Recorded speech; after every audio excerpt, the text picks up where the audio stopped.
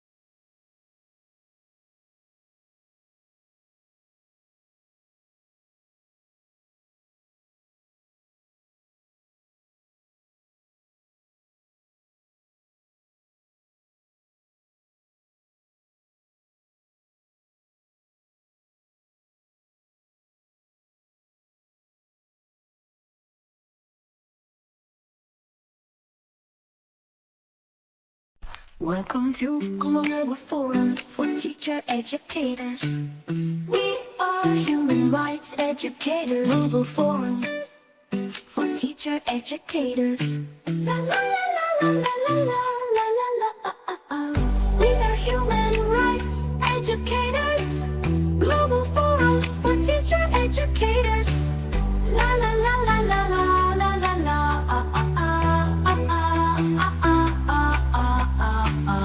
We are human rights educators.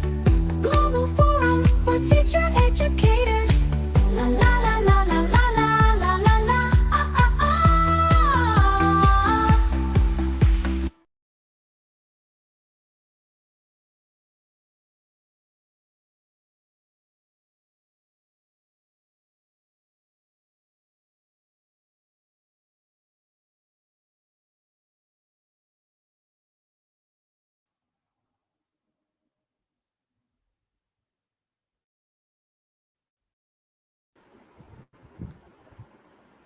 Hi, Rhoda Garland. My name You may is start Rhoda now. Garland. I'm very pleased. Okay, thank you. So it's my pleasure to join you from Malta, where we have weather that is far too hot, which is playing havoc with the internet at the moment. So I hope that I'm going to be able to hear you and you will be able to hear me.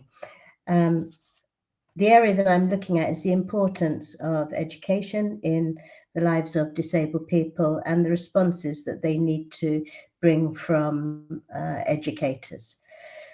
So my job as the Commissioner is to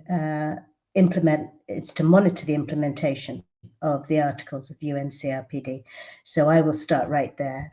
Article 24 of the UNCRPD relates to education, and one of the areas that it stresses on is that disabled people have the right to an education on the same level as other people, so that they have appropriate access to jobs, to be able to move on in their lives and to improve their own situation in exactly the same way as every other student should be able to do.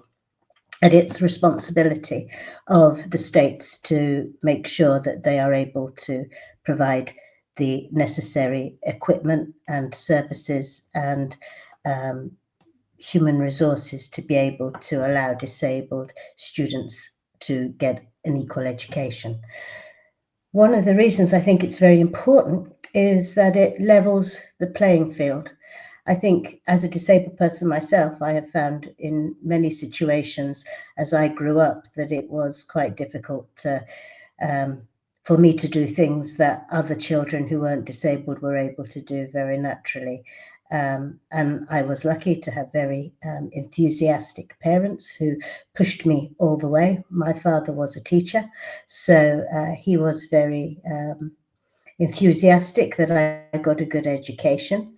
But he was also aware that if I went to a special school in England, which is where I grew up, that there would be a problem because the curriculum that they followed was not the same as the national curriculum. And he thought that given the brain that I had been given, that I should be in a mainstream school. A lot of disabled children obviously don't get that opportunity. And what I want to look at is what we can do for all children, whether they are in mainstream education or whether they're in special schools, because their rights are the same wherever they actually are educated. And what we want to do is we want to make sure that disabled students are able to get the qualifications that suit their abilities, that they are able to make the best of their education, and that requires some additional support. It requires potentially different teaching techniques. There are a lot of things that I will go into later. But education is important for disabled children in general because whilst they have all around them societies that actually stop them from doing things or put up barriers to doing things, once they have an education behind them to whatever level, they are able to compete with other people who have the same qualifications. And that's very important because leveling the playing field is something that disabled people have to fight for a lot. I think having an education also enables disabled people to build their self-confidence, their sense of self-reliance, and also improves their ability to be able to advocate for themselves. Certainly in Malta, we have issues where we have disabled children who are overprotected by their parents. They do this out of the best of intentions, I'm sure, but it doesn't help a disabled child if the parent is continually doing everything for them.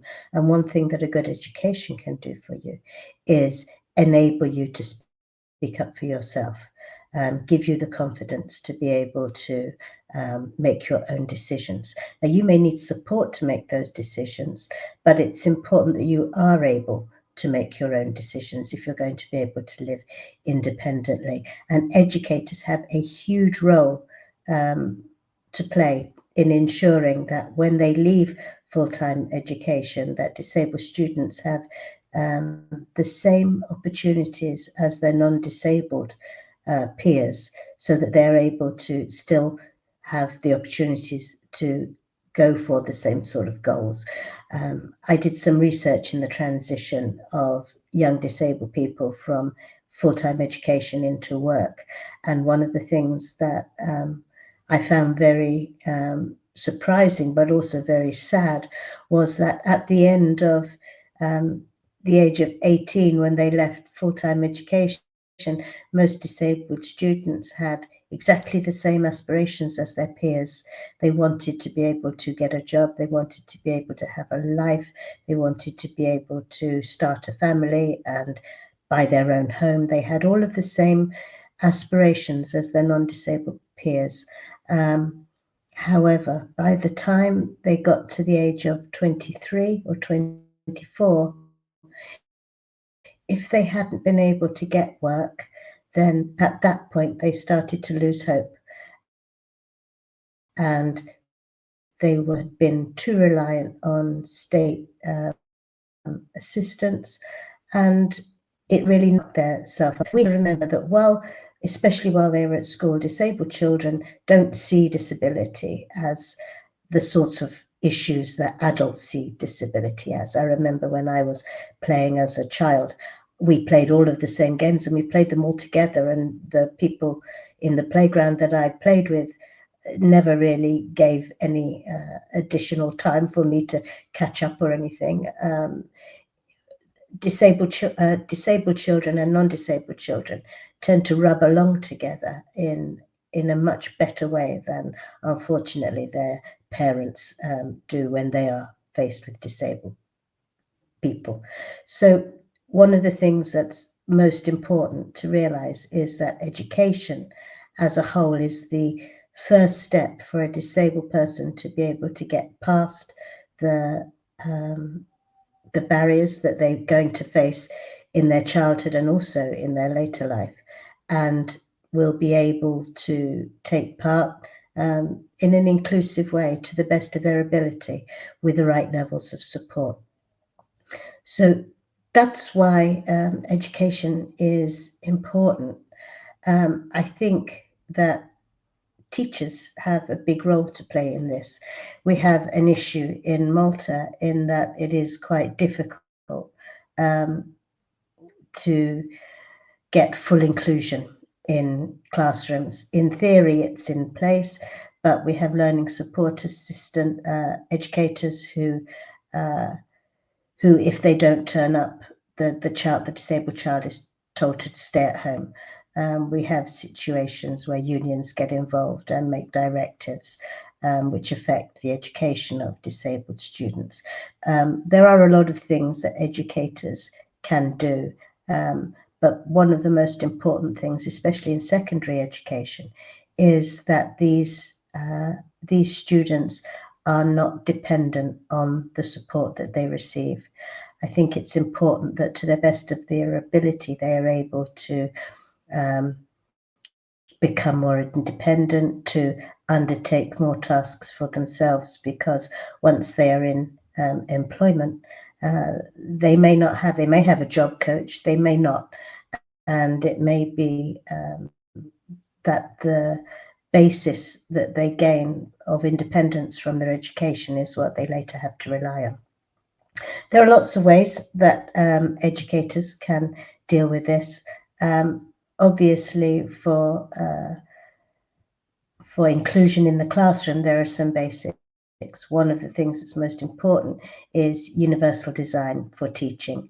And that means that teachers have to be able to adapt the way that they teach in order to make sure that the children they are teaching, who are usually diverse, you will have all range of children with different abilities in your class. And where you have disabled children especially, it may be that you actually need to do some additional work in order to be able to support those. That may be just as simple as providing a PowerPoint in a PDF or putting subtitles on a video. It may be just a case of making sure that the websites that people are being asked to look at to do their coursework are accessible. There's a lot of assistive technology out there, so making sure that the children are able to learn in the best possible way with the assistive technology that they have is really important. I think that if we can get to a point where there is a real person-centered approach to teaching disabled children, and that every child in the class, not just disabled children, but every child in the class is able to learn in the best possible way, then that's going to be a really huge step forward. I don't think we're there yet, certainly not in Malta. But I do know countries where they're starting to introduce universal design for education, and it has made really big step forwards in the education of disabled children, and it's something that I think is very important.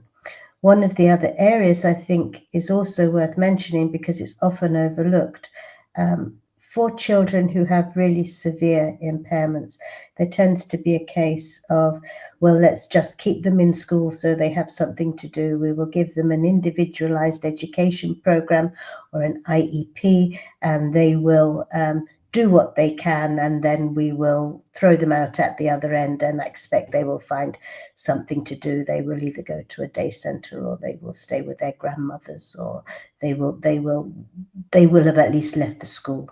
And I don't think that's a good way to teach even children with the most severe disabilities.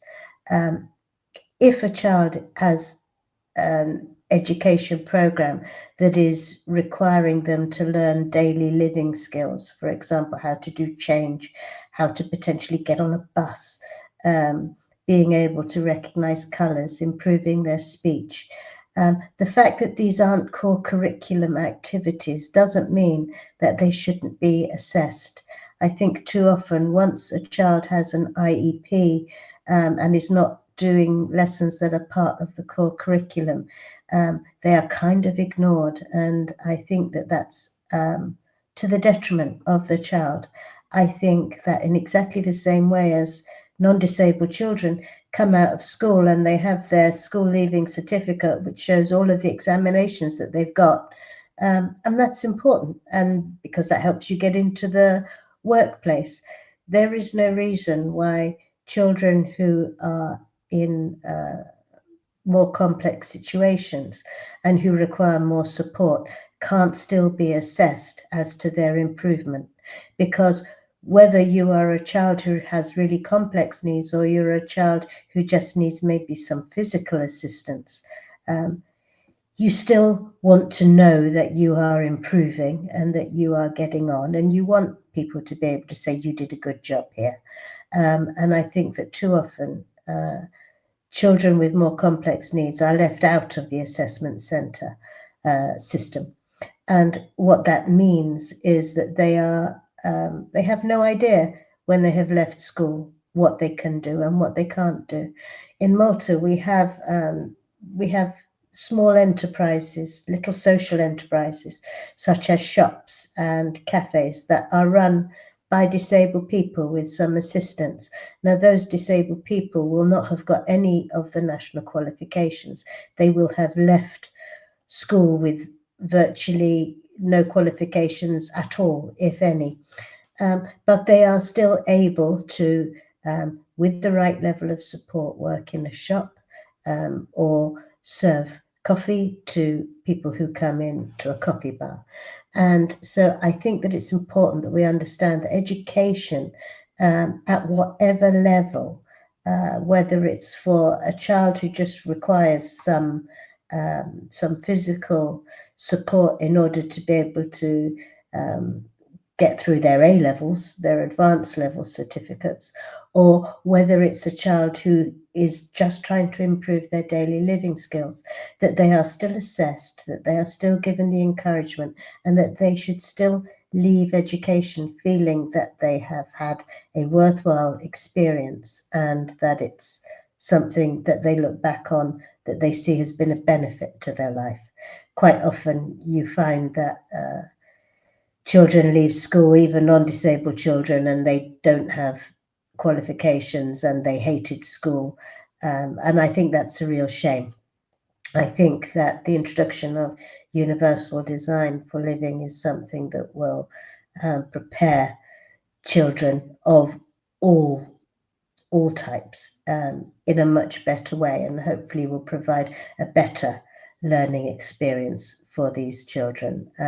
With the advances in assistive technology and accessible information that we now have, there is absolutely no excuse whatsoever for any of these children being left behind. The technology is there, and with the right level of support, children are able to do some amazing things. And I think it's important as educators that we are able to assist them to do this. I don't think, I will finish soon. I don't think that support for the disabled community is just necessarily restricted to the classroom. I think as educators who are in touch on a daily basis with disabled students, you also have a responsibility in society in general, in making sure that you act as advocates for disabled people, because once they're out of school, they are still going to face the barriers. They're still going to face the cultural issues potentially that mean that they are not expected to work. And I think as teachers who have huge amounts of experience of working with disabled children, it's really important that you continue that in society, that you make sure that for the children that are not able to speak for themselves, that you advocate for them on their behalf, or with them, even better. Having meetings with parents and parents groups related to disabled children, especially when they have left school, exist all over the world. And I think to have educators included in those groups to offer advice and to encourage the people who are disabled who are in the groups is something that's also really important. And it also means that the parents are potentially reminded that overprotection is something that really needs to be avoided if possible. And lastly, I think that improving links with employers. Foucault, his entire work, a lot of his work was related to the ability to educate the masses so that they were able to work and be productive. And what we need to do is we need to change societal attitudes so that disabled people are also expected to be economically active to the best of their ability, whether that is working in a cafeteria or whether it is running a commission. Disabled people are capable of doing all sorts of employment, all sorts of jobs, and they do them very well. I have 24 disabled people, I think, in my commission, which is half of the employees. They all work under their own steam. They have a huge number of different impairments. We have everything from people with intellectual impairments and psychosocial issues, right through to people who are blind, who are deaf, who with electric wheelchairs. We have all sorts, and they are proof that employers can take a risk and employ disabled people. And if education is there for one thing and one thing alone, it's to make sure that these disabled children are prepared for their life after school, that they are given the best possible opportunity to contribute to a workforce if it's within their ability, and that they have the support to do that. So your work as educators is something that's really important. It changes the way that disabled children view the rest of their lives. It overcomes overprotection, and it sets disabled children up for being able to ask for their own rights and be more included in society. And I think that you have a huge job to do, and I am very, very pleased to have been able to speak to you today. Thank you.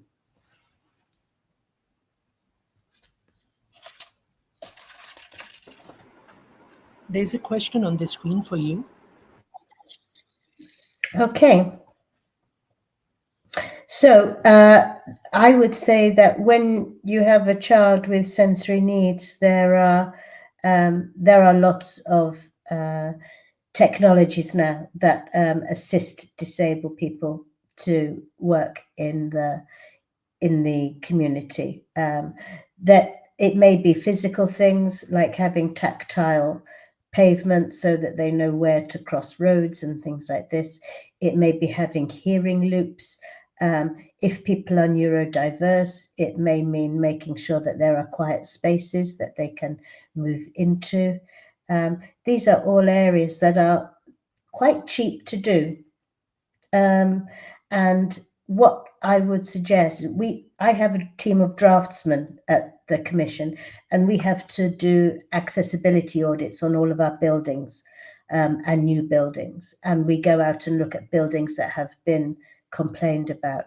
And so what we do is we include sensory issues in our assessments of buildings. So not only will we say you need to put a ramp in, or you need to put something in your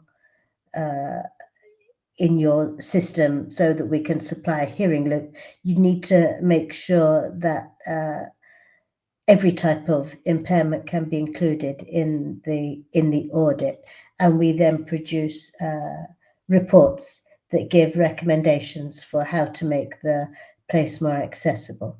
I can provide Professor Munir with a link to our website, which has a lot of information, checklists for accessibility. It has access for all design guidelines, which apply to schools as well as to everywhere else. So if you would like, I will provide the link to the website so that you can get that information as well.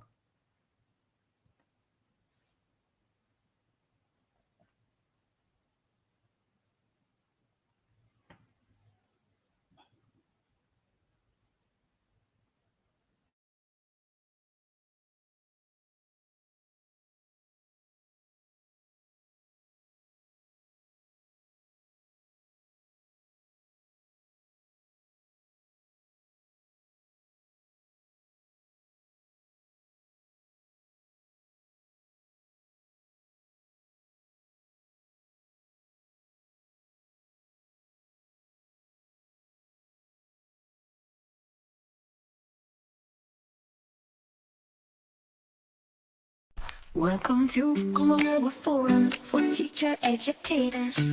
We are human rights educators. Global Forum for Teacher Educators. La la la la la la la la la la.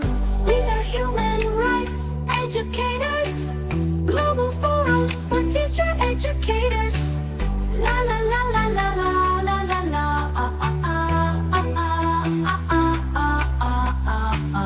We are human rights educators.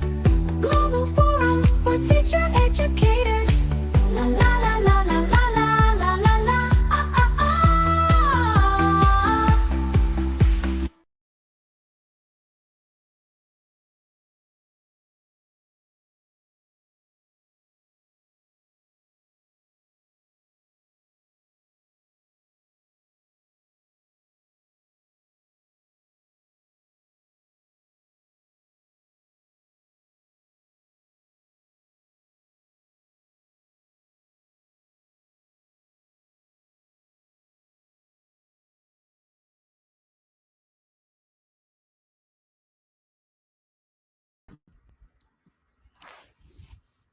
Hello, everybody.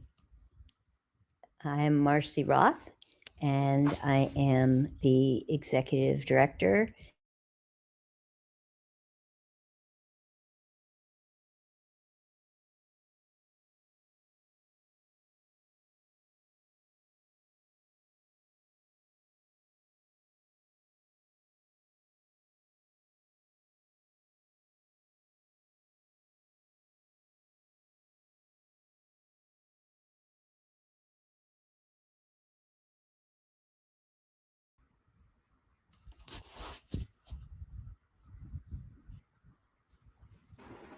Hello, Marcie. Go ahead. Thank you.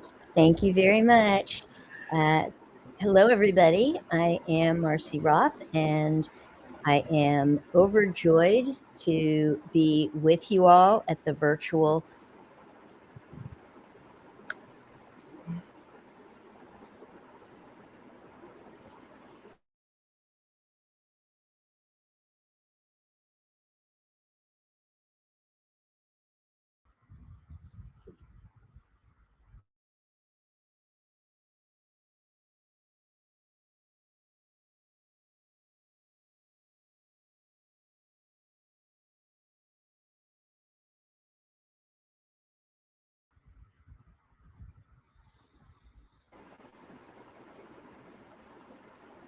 Hi, Marcie.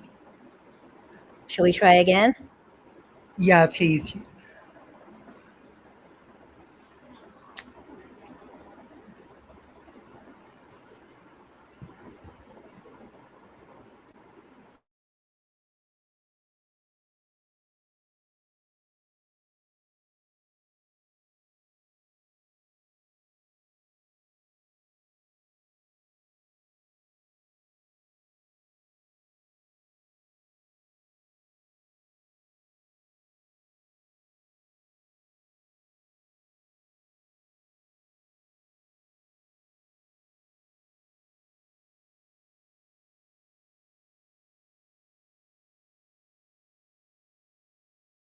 Welcome to Global Forum for Teacher Educators. We are human rights educators. Global Forum for Teacher Educators. La la la la la la la la la la. We are human rights educators. Global Forum for Teacher Educators. La la la la la la la la la.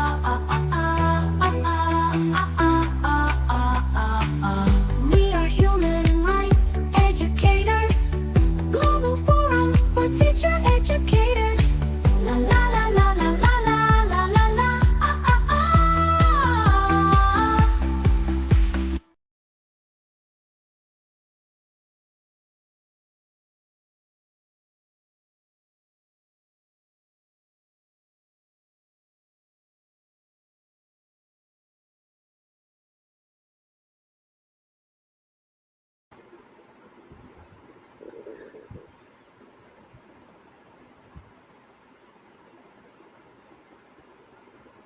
Hello, Marcie.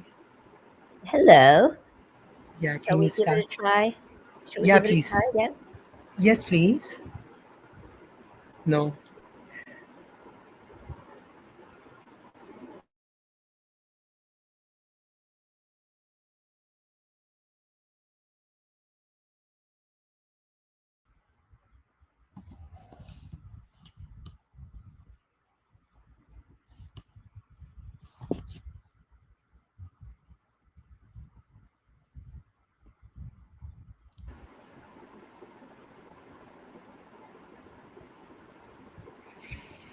Marcie, maybe you can start with closing your camera, maybe, and then you can start seeing maybe. Yeah, please. Okay, let's see if it keeps me on here. Hello, everyone. Apologies for the technical problems. I am Marcie Roth, and I am the Executive Director and CEO of the World Institute on Disability. I am thrilled to be a part of the virtual Global Inclusive Interactive Summit. And I want to begin by giving congratulations to Dr. Munir Musa, our inaugural Judy Human Fellow. We have had the pleasure of working with Dr. Munir over the last year and have learned so much from his contributions. And we are very excited for the future of this powerful leader who you all are also getting to enjoy today. And we are expecting big things from Dr. Munir. A little bit about the World Institute on Disability. WID was founded in 1983 by Judy Heumann, Ed Roberts, and Joan Leon. It is an organization that was founded by people with disabilities and has been continually led by people with disabilities for the last 43 years. We are an organization that maintains contact with people in over 130 countries, and our focus is always on the rights and leadership of people with disabilities, and we carry out our work in several key areas, focusing on accessibility and universal design, community inclusion, and we take a focus on emergency preparedness, disaster risk reduction, and climate resilience. So, a little bit about what brought me to this work. I have always worked in the space of disability rights ever since I was in high school, a very, very long time ago. And at that time, I didn't identify as having a disability. That came later. And I was in high school working in an institution for people with disabilities. Strangely, I was given a classroom of 30 adults with primarily intellectual disabilities, psychosocial disabilities, physical disabilities, and at 13, 14 years old, my charge was to provide educational services to them because they had been denied access to education throughout their lives and throughout their institutionalization. As you can imagine, you know, a young teenager had very little to teach them, and I also had a tremendous amount to learn from them. And I really credit them with everything that has come since then, because they really taught me about the interconnectivity of people and education. And they taught me a lot about what happens when people are segregated and excluded.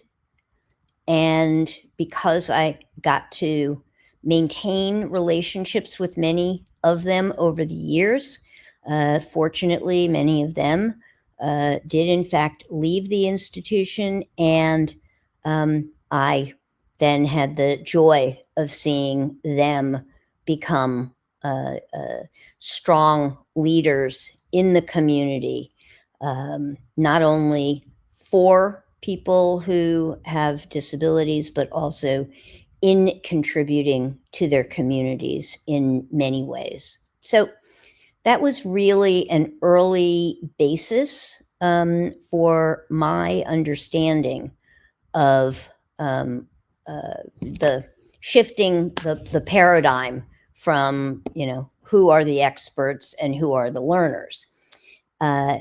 Over my coming years, I then had the opportunity to work in a classroom with young children who had significant disabilities and who were being transported to the institution because of a new law in the United States that required them to receive what's called a free and appropriate public education.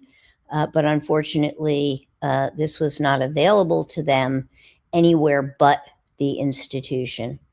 So as time went on, and I went off to college and I studied special education, I then became aware that there was a movement for what was called inclusive education, that people with disabilities would have the opportunity to be educated in the general education classroom in the school that they would have attended if they didn't have a disability.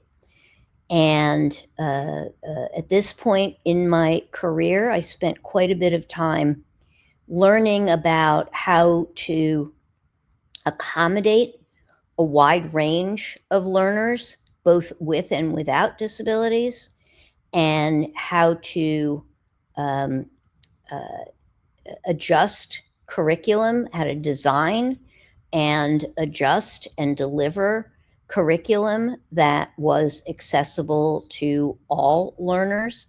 And that was a really important shift, because I learned that the general education classroom was a wonderful place for students to learn from each other, not only the sort of didactic learning that we are often familiar with, but uh, learning how to accommodate each other, learning how to make the learning experience work for the whole classroom, gave those students who didn't have disabilities the opportunity to dive deep into their own learning, and everyone contributed to the learning experiences. I worked for several years for the US Department of Education in implementing what were then called projects of national significance. And those projects included the opportunity to work in schools around the country in providing training for teachers on how to include kids with and without disabilities in general education. That also led to quite a bit of community education, because it wasn't just about the students, it was about their families, it was about their teachers, it was about the community that they lived in, the after school and holiday inclusion opportunities. And, that then led me to some work in what happens for people with disabilities as they age into adulthood, and the important opportunities for teaching young people about employment, about livelihoods, and about how everyone can contribute to the community. Over time, this led me further into my own leadership roles and public policy work. And in doing that public policy work, and I was really focusing on the US still at that point.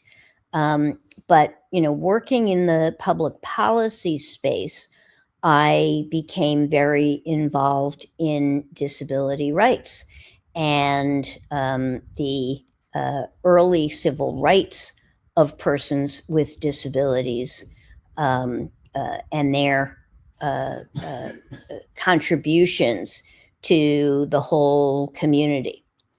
While I was working in these senior leadership public policy roles in the US, there was, as I think most everybody knows, there was a tragic 9/11 terrorist attack, and that was it was pivotal for many people in many ways, but for me, it then led to my being invited to work in the White House to assist the US government in figuring out how to um, uh, uh, assist people with disabilities in the area around Ground Zero in New York,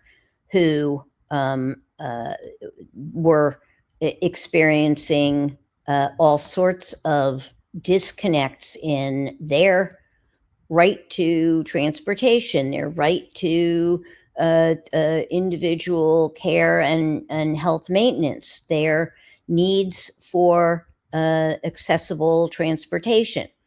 And all of that, I had never honestly thought about what happens for people with disabilities in disasters.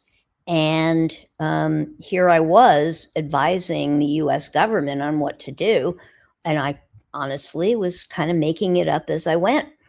But over time, that became a huge interest of mine. And I got very involved in what happens for people with disabilities and their communities before, during, and after disasters.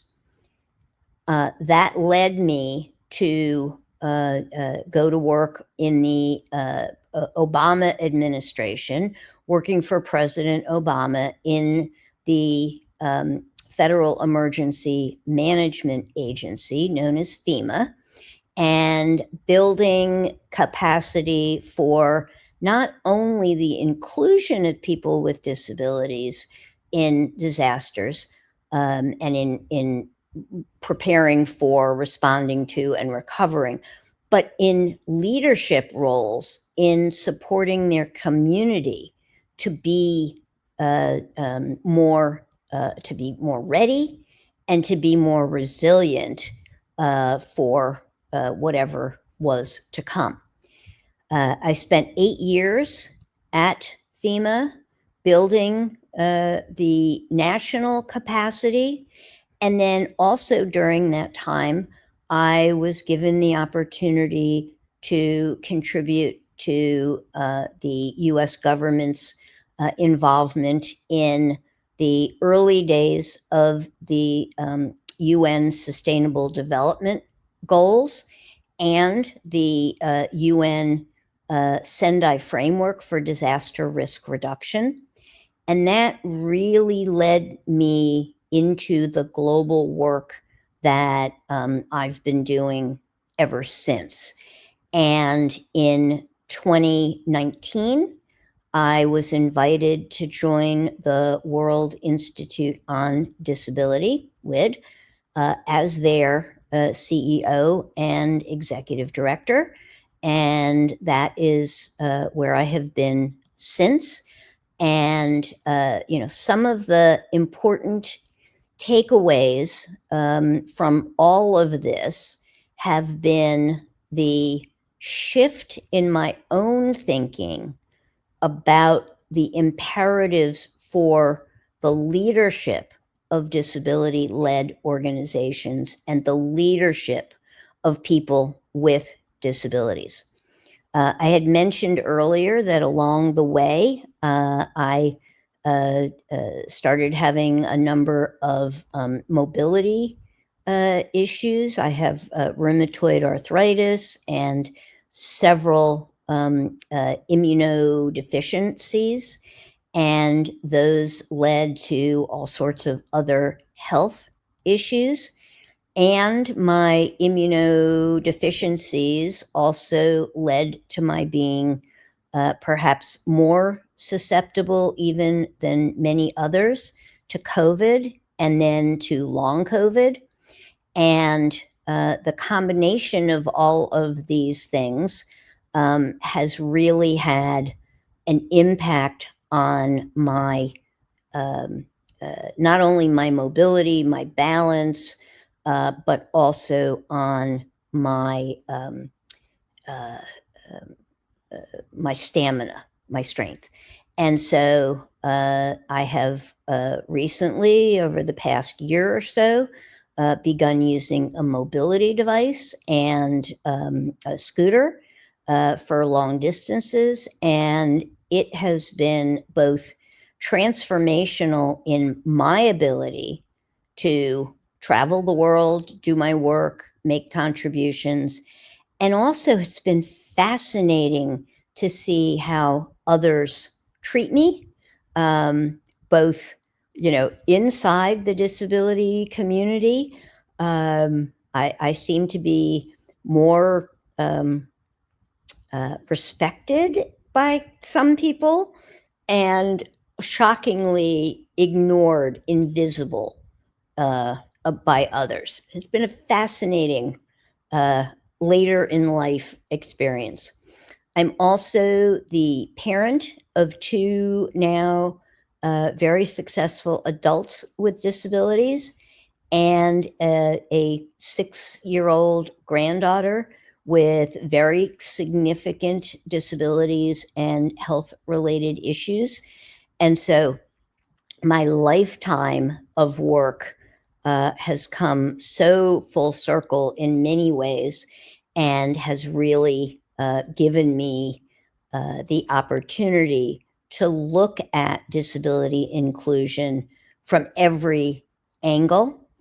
And uh, in my work at the World Institute on Disability, one of the things that I have recognized that is in greatest need is to continue to build the capacity of people with disabilities and disability-led organizations as global leaders, the people who are most disproportionately impacted need to also be the people most closely associated with the power, the decision making. As people with disabilities, our contributions not only benefit children, adults, older people with disabilities, they benefit the whole community. They make communities stronger and more resilient for everyone. So, one of the founders of the World Institute on Disability, Judy Heumann, some of you may know of Judy. Judy also began her career as an educator. She had had polio as a young child and had very significant physical disabilities as a result of polio. She was denied education in the general education environments, had to fight her way in. She was denied the opportunity to become a teacher. She was told she would be a fire hazard. She fought and won. She then went on to lead on the policy front in implementation of both the Rehabilitation Act and the Americans with Disabilities Act. She then went on to a leadership role in the U.S. Department of Education, and then in the U.S. Department of State. And Judy contributed in so many ways to the leadership development of people with disabilities, especially girls and women. And so when Judy very suddenly passed away 3 years ago, we decided to launch the Judy Heumann Global Fellowship. And we were so excited to have our first 3 fellows, one of whom, of course, is Dr. Munir.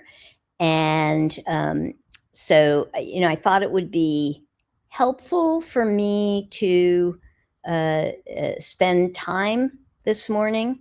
I'm in the US, it's Sunday morning here, for me to spend time talking about my own journey, Judy's huge contributions, and the contributions of our first fellows. Obviously, this event is a great example of the leadership of persons with disabilities taking on the global stage. And we are very excited to have our second cohort of Judy Human Fellows who will be starting next week. So I'm going to wrap up by thanking all of you for the opportunity to be with you, and really reinforcing the imperatives for the education of students with and without disabilities alongside each other, the imperatives of the leadership of people with disabilities in school, in communities, before, during, and after disasters, in all aspects of our daily lives. And I call on each of you to focus in on the development of leadership, local, national, regional, global leadership of persons with disabilities, of organizations led by people with disabilities, and that each of us contributes to paving the way for the outcomes when everyone has an opportunity to be included. We have a saying in the disability community, nothing about us without us, but we've further refined it to nothing without us, not just the things that are about us, but everything, nothing about us. Thank you very much for the opportunity to be with you today. And I will turn the mic back, and glad we got through this, even though I had to turn my camera off. Marcie, if you can open your camera now, we have 2 questions. You can try your luck. Yeah. In case it will get off, yeah, let us try. This is the first question sent on YouTube Live. Okay. What are the hopes, desires, and fears of persons with disabilities in the USA? I would say we are all hoping, expecting, and to at least some degree fearful that our inclusion, accessibility, the equity of persons with disabilities will continue to be recognized as imperatives for the future of our country and the future of all people globally.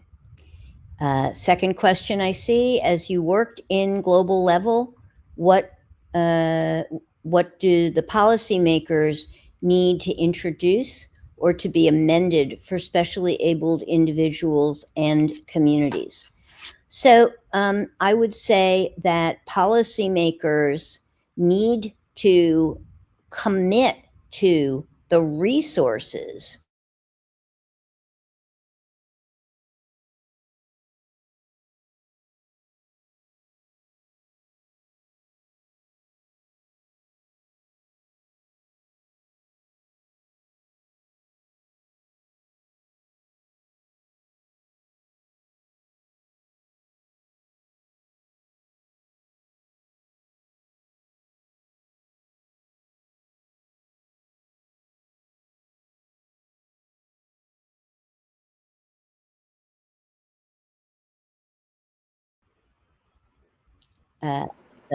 the contributions of people with disabilities, the funding for all of the resources that governments, private sector, all donors need to make sure that the people most affected are also the people closest to the power.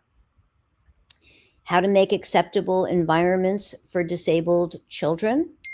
Well, I think when children with and without disabilities have the opportunity to live their lives alongside each other in an interdependence where everyone has the opportunity to contribute, we make our communities much more successful for everyone.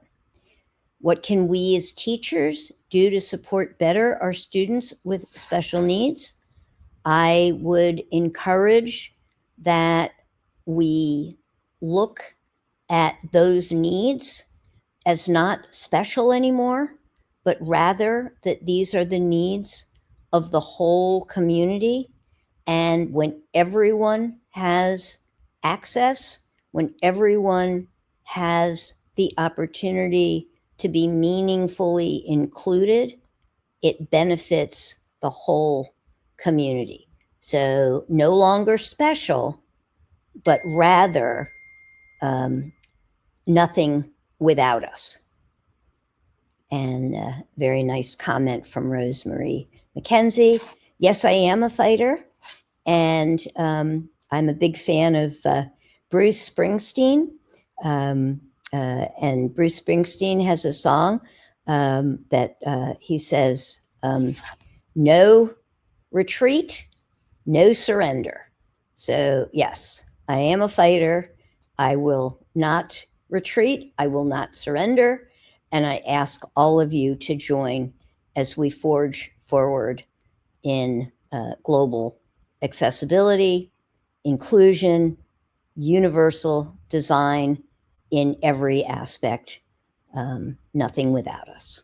Thank you so much.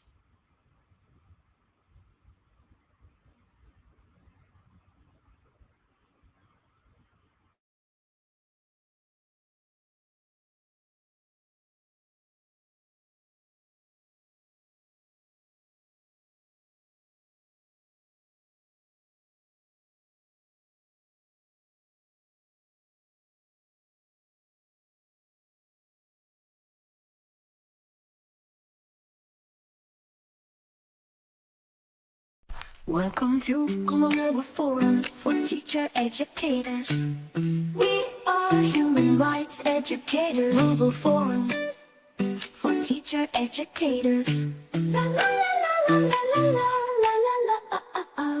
We are human rights educators. Global Forum for Teacher Educators. La la la la la la la la la.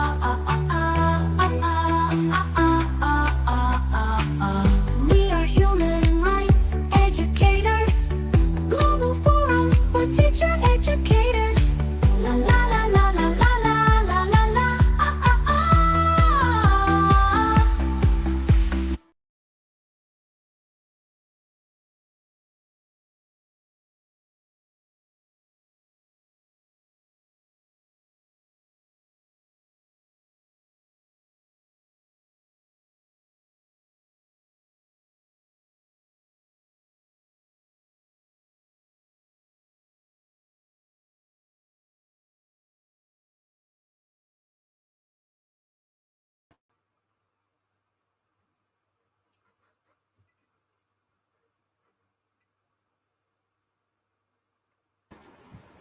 Hello, Raish. You can start. Hi, Munir. Are you going to share my PowerPoint slides? Yes, please. Can you share it from your end, or will I have to share it from my end? You can greet the audience in the meantime. I'm uploading. Thank you. Sure.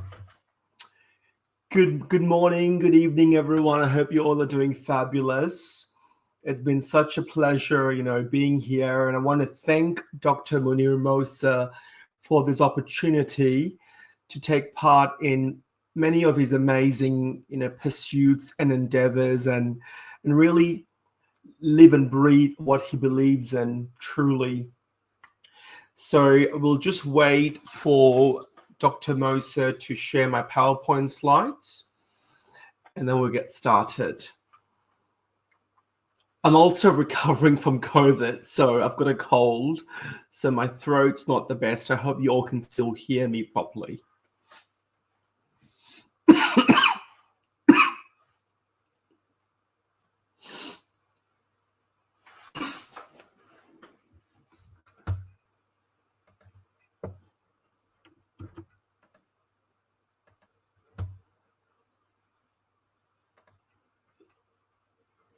Perfect.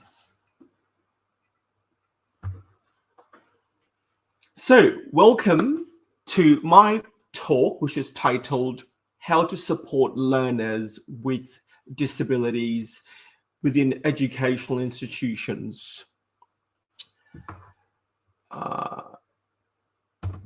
want to start off by paying acknowledgement to the First Nations people. I'm based in Brisbane, Australia. I want to acknowledge First Nations people for their rich connection to culture, land, and water, and to always work with them to understand the hegemonic power that surrounds their very existence, and the hopes to bridge that gap between First Nations people and non-First Nations people. So I want to start off by saying that this presentation is going to be very practical and pragmatic focus. And whilst, I love theory, I felt that for this event, it's going to be more hands-on. And I decided to focus and disclose that I'm autistic, and this presentation will be very much informed by my lived experience, being disabled and navigating the systems surrounding me, from early childhood all the way to my current age. So I hope that you enjoy the richness that comes from my storytelling and from my lived experience as well. So I've kept this very simple. I've introduced this acronym called ACCESS. And this acronym is going to really speak to ways or strategies and how we can support learners who are disabled. And by the way, if you've noticed, I'm often using the word disabled as opposed to a person with a disability, because I prefer to use identity first. I don't see my disability as an illness or a disorder. It's inherently who I am, and it's something I'm really proud about. So let me walk you through ACCESS and what each alphabet in the acronym stands for. So A stands for agency. So when we work with children, learners, adults, just people who are disabled, it's really important to focus on agency. As we know, most disabled people, and in many countries in the world, lots of disabled people are often objectified. And whilst there is lots of growing awareness to subjectify people, to speak to them like a human being and to center their voices, there's still many countries, cultures, and contexts where disabled people are denigrated, pathologized, and problematized. So for me, A stands for agency, autonomy, which is centering the person's voice and seeing the learner, the student, as the expert of their own life. And with that mindset, we get to actually, ask them questions, talk with them, learn from them to understand how can we accommodate an environment of teaching and learning that caters to their individual needs. Next slide. C stands for care. Now, it's really, really important that we approach disabled people or disabled learners from a place of compassion and care. Now, there's a big difference from showing pity. I'm not talking about pity here or victimhood. I'm talking about understanding people and meeting them at their level in terms of their care needs, their support needs. And also, most disabled people often, they succumb to a plethora of different struggles, daily life struggles, which is often, I would say, reinforced by an ableist society. So we need to always consider, are their basic human needs attended to? And often I look at Maslow's hierarchy of needs. Those basic inherent human needs, have they been addressed and have they been attended to support the person to perform at an optimal level? And also, often including trauma-informed care is very important, because lots of disabled people also experience this thing called internalized ableism, where they are told from very early on that you're crippled, you're broken. I was a profound stutterer. I could never speak fluently, but I always had a dream to be a lecturer. And I followed my dream. I had very supportive family members, and my mother and father gave everything to me to succeed and to continue to succeed. But as Rhonda, Jody, mentioned, not every disabled person has these opportunities. So care and sensitivity is important. Next slide. Co-design. Now, this is obviously a buzzword now. We often hear this a lot, but most people don't actually understand the principles of co-design. It also complements the principles of universal design, where disabled people or disabled learners are not asking for more rights. That's often the impression people get. When I say to my previous manager, I'm autistic, I find this room very, very provoking sensorially. I need to go to a quiet space. And the impression that they got was I was asking for more rights. I was just asking for an environment that is conducive to me so I can perform my best. So co-design is actually talking to disabled people and talking to disabled learners in terms of what do they need to succeed and perform best and do well in their schooling or higher education. It's not working from a hierarchical approach. It's working from the approach where you prioritize participatory action, where you are working to build mutuality. You're working to understand. You're working to build rapport.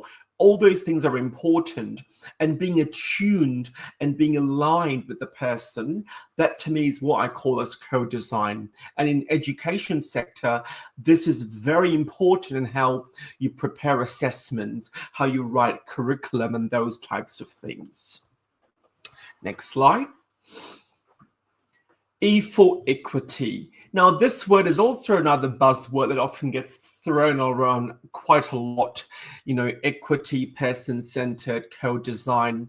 But many people don't actually understand what it means or how it's translated into action. So equity is also understanding that people have unique, distinctive needs. And often I think of an important framework as an intersectional scholar myself.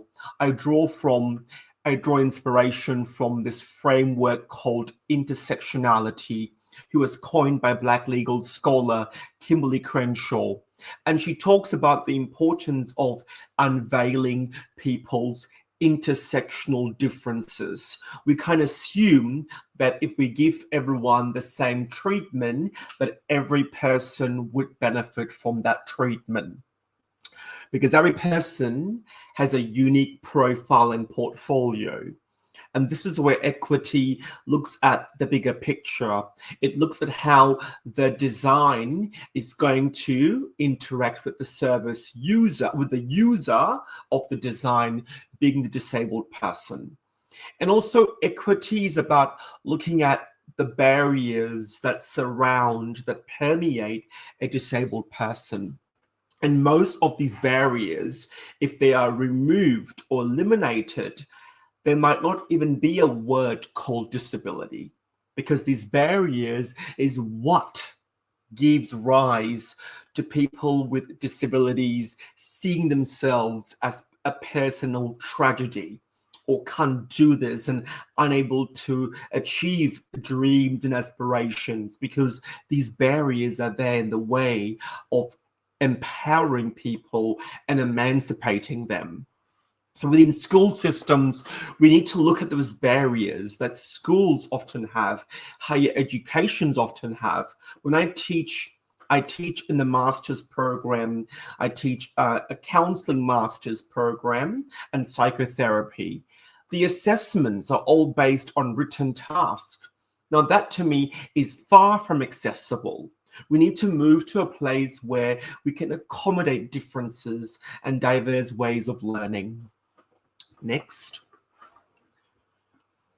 S for scaffold.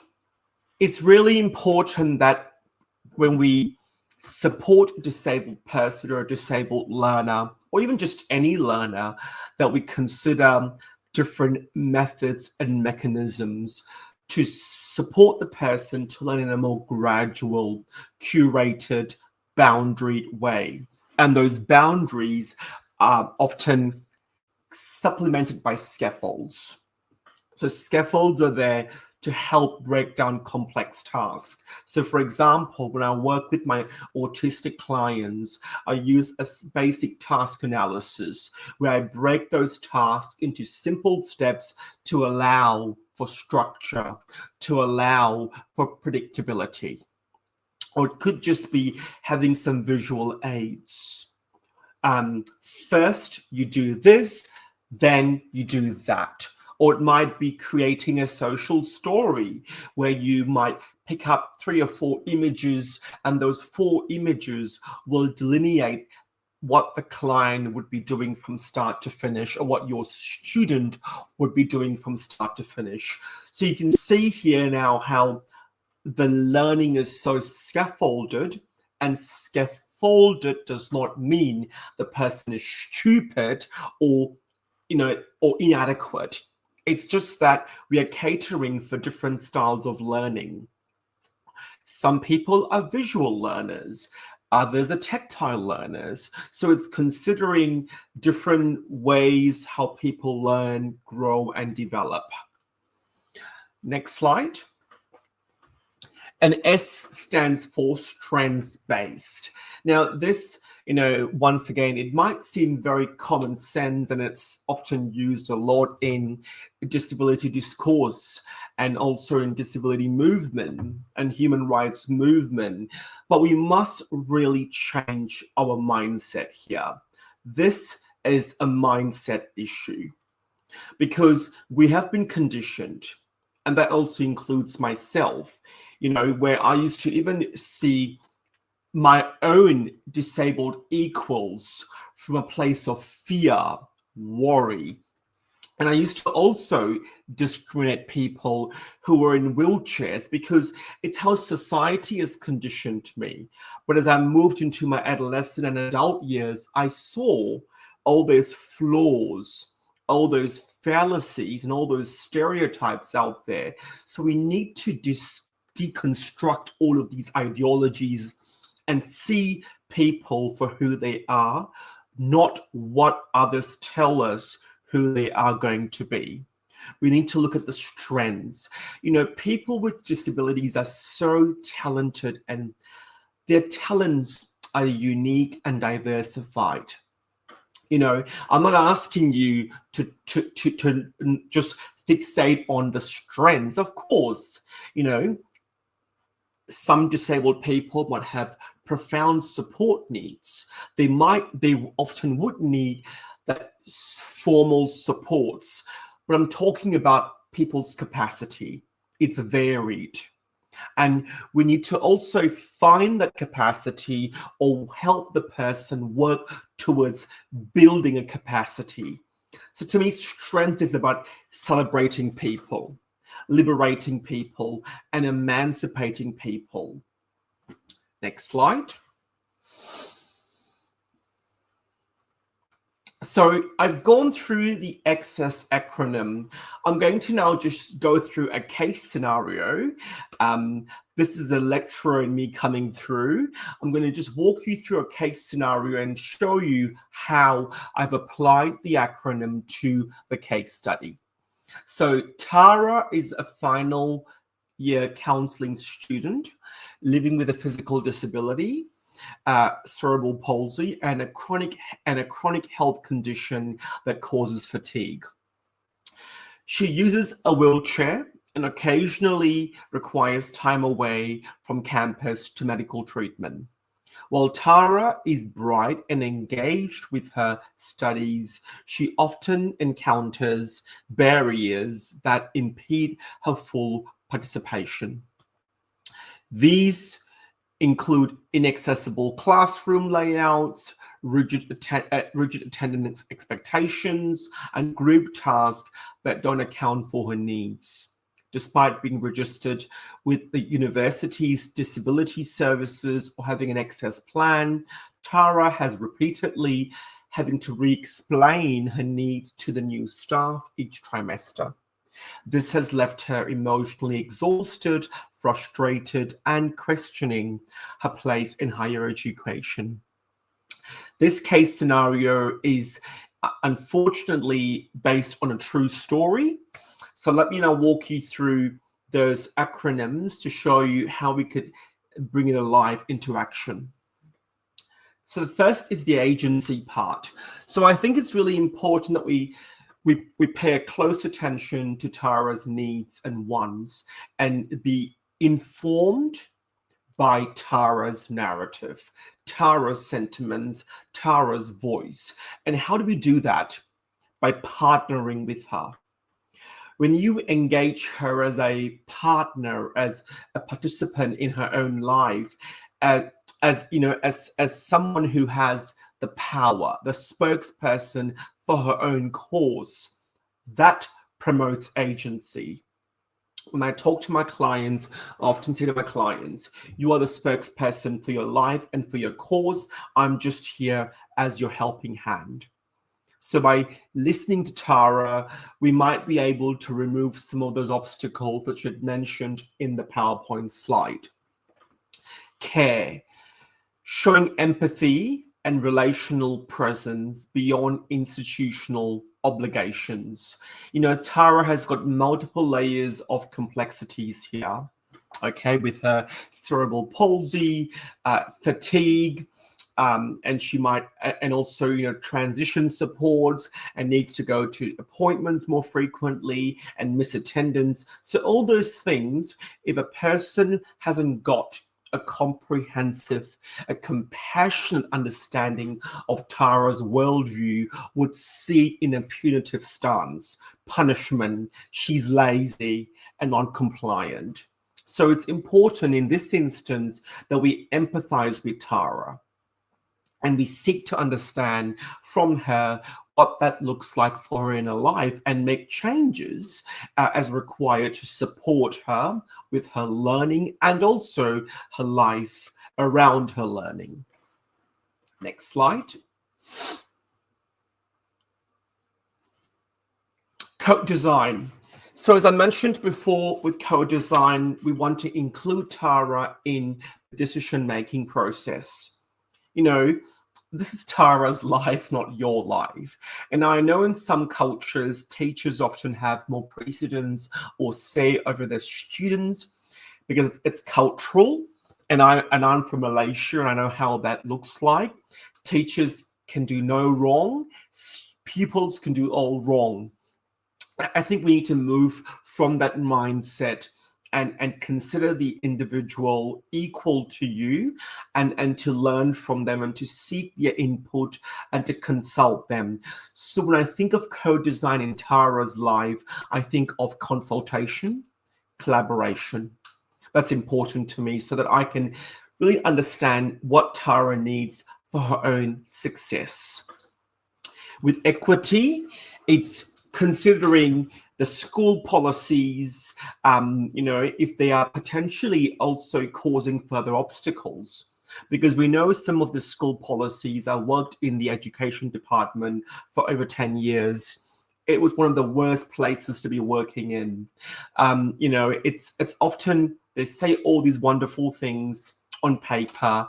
When it gets to actually doing the work itself, it starts to break down. So it's about defying and challenging these fixed policies about attendance, about structured ways of learning or standardized ways of learning, promoting flexibility and agency in how a person can learn or even be assessed in the school system is important.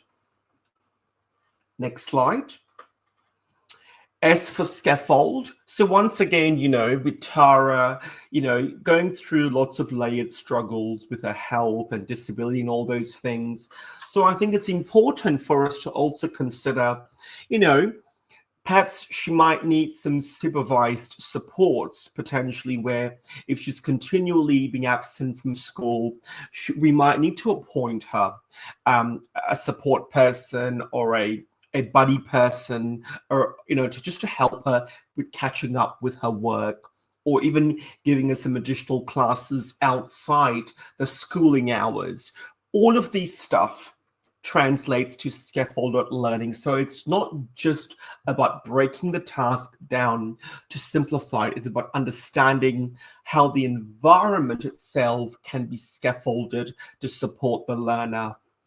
And last but not least, strengths. Want to really, lean into Tara's strengths. So from Tara's case scenario, what was pretty obvious to me is that she's got that resilience and able to express herself well, and is willing to give it a go. So I think it's important that we listen to her and understand Tara from her vantage point, from her perspective. And what's important as well is to continually, work towards empowering her, not just empowering Tara. So the new roles, the new obligations, the new support needs that often comes with complexities and layered struggles. These areas should be approached from a strength-based perspective, even though if Tara's capacity is reduced from 6 months ago, it's thinking together, consulting, collaborating, and working on solutions that will rebuild that capacity or offer an interim support that will attend to Tara's current needs in a more strengths-based perspective. So I've just got some additional comments here, which I'll just touch briefly on. So I think going back to also what Jody talked about in the first presentation, it's about, when you present information to people or to students, consider different modes of communication. We live in a world where we fixate and we preoccupy ourselves on just talking, on verbal communication. That's only one type of communication. In my doctoral research, I used dance movement therapy. I used creative arts. I used art therapy. And interviews and Zoom and Teams. So there are different ways we can engage with people, different conversation mediums and proxies. We want to also consider diverse ways of understanding, diverse ways of learning, diverse ways of processing. As someone who's autistic, I learn quite differently to a non-autistic person. So in my early school days, the teachers would conjecture me as being non-compliant, stupid, because their teaching approach was not equipped for my brain. It was equipped for the normal, what's standardized, what as everyone do, and I think in different and novel ways. So I required a teacher who was able to go that one step further and look at things outside the square and provide clear learning goals. So goals are important, so at least you're working towards something tangible and not just, taking the person on this aimless journey. Next slide. Back to Jodie's comments, using captions and transcripts for video materials. This is something I'm still working on. I'm no expert in this area. I'm also trying different approaches to make it more accessible to my students, to my clients who are disabled. And of course, using scaffolded learning and also checklists, visual aids can be very helpful. And also it needs to be the task that you put together or orchestrate. You need to also consider the person's developmental, cognitive, emotional, psychosocial milestones, because that also will dictate on how the task is developed and also exercised as well. Next slide. Sensory audit is an important part of many people's disabled lives, because, as a therapist, so I'm a behavioral scientist, I work with clients on behavioral issues and concerns, and often people have this assumption that safety is all about informed consent and just being kind and compassionate in the therapeutic room. But safety for an autistic person could be the environment as well. So a person who's either hyper or hyposensitive, and if their sensory sensitivities are not accommodated or accounted for, that could put them in an unsafe place. So there are different sensory audits. It's also known as environmental audits, where little things like, changing the lighting, or dimming the light to a softer hue, or just moving the student from a noisy environment to a quiet space can make a world of difference. So if you want to learn more about sensory audits, look up on Google environmental audits or sensory audits. There's plenty of forms out there that will help you in just picking up the 5 main senses, where you talk to the person to understand their individual sensory sensitivities. And language is important. We are, as Rhonda also mentioned, and also I think is Marcie and Jodie as well before, that, in terms of disability, there are 2 types of linguistic prescription. You've got person first, which is a person with disability, and identity first, disabled person. Now, so as a lecturer, I often say to all my students, by default, use person first.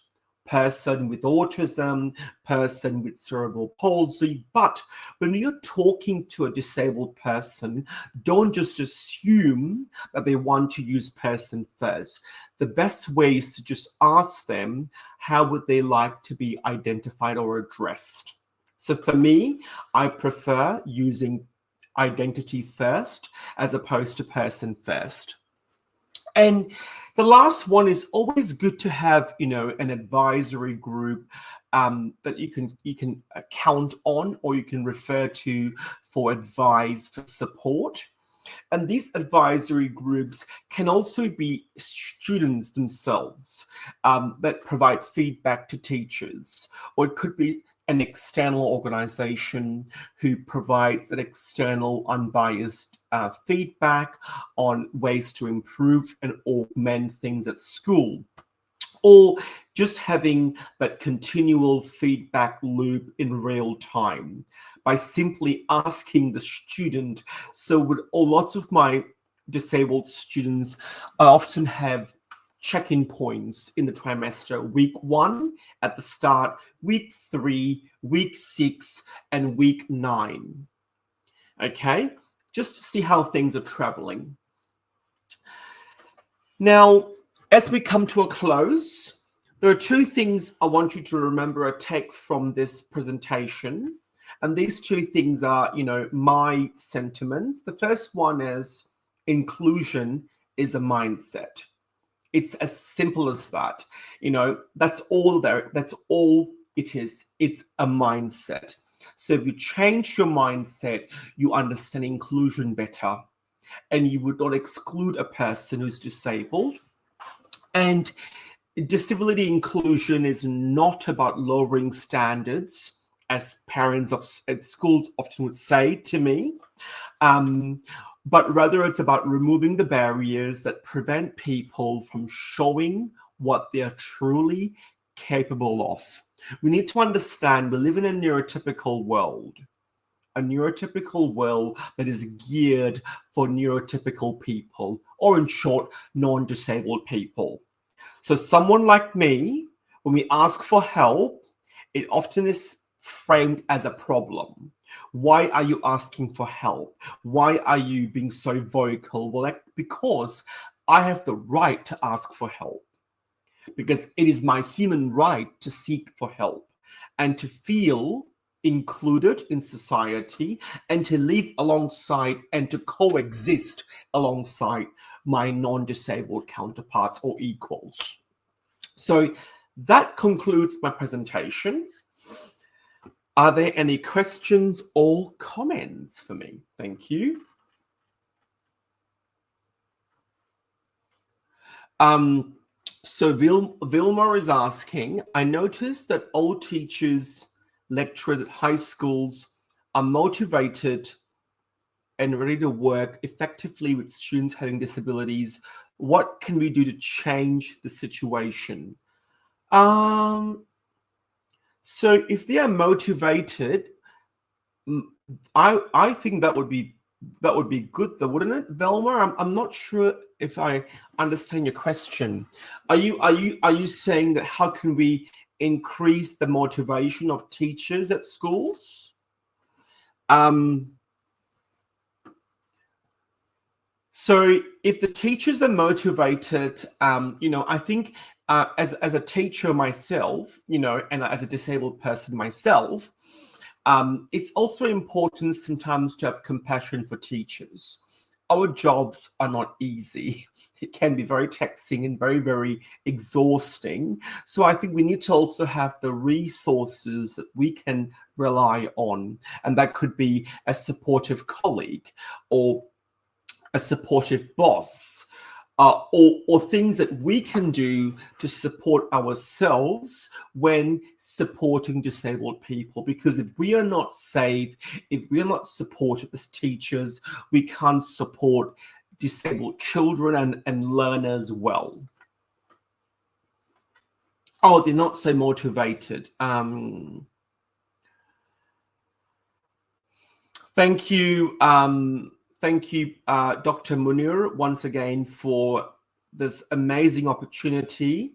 It's so nice, to come back here again and to speak as a disabled person and to share my insider's perspective on what's important to me and the world. Thank you so much.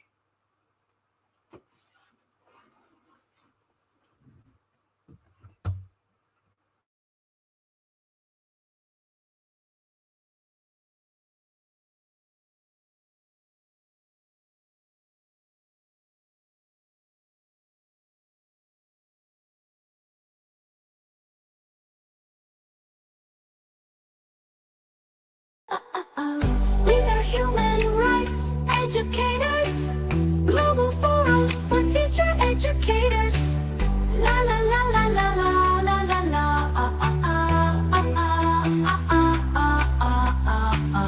We are human rights educators, global forum for teacher educators. La la la la la la la la la.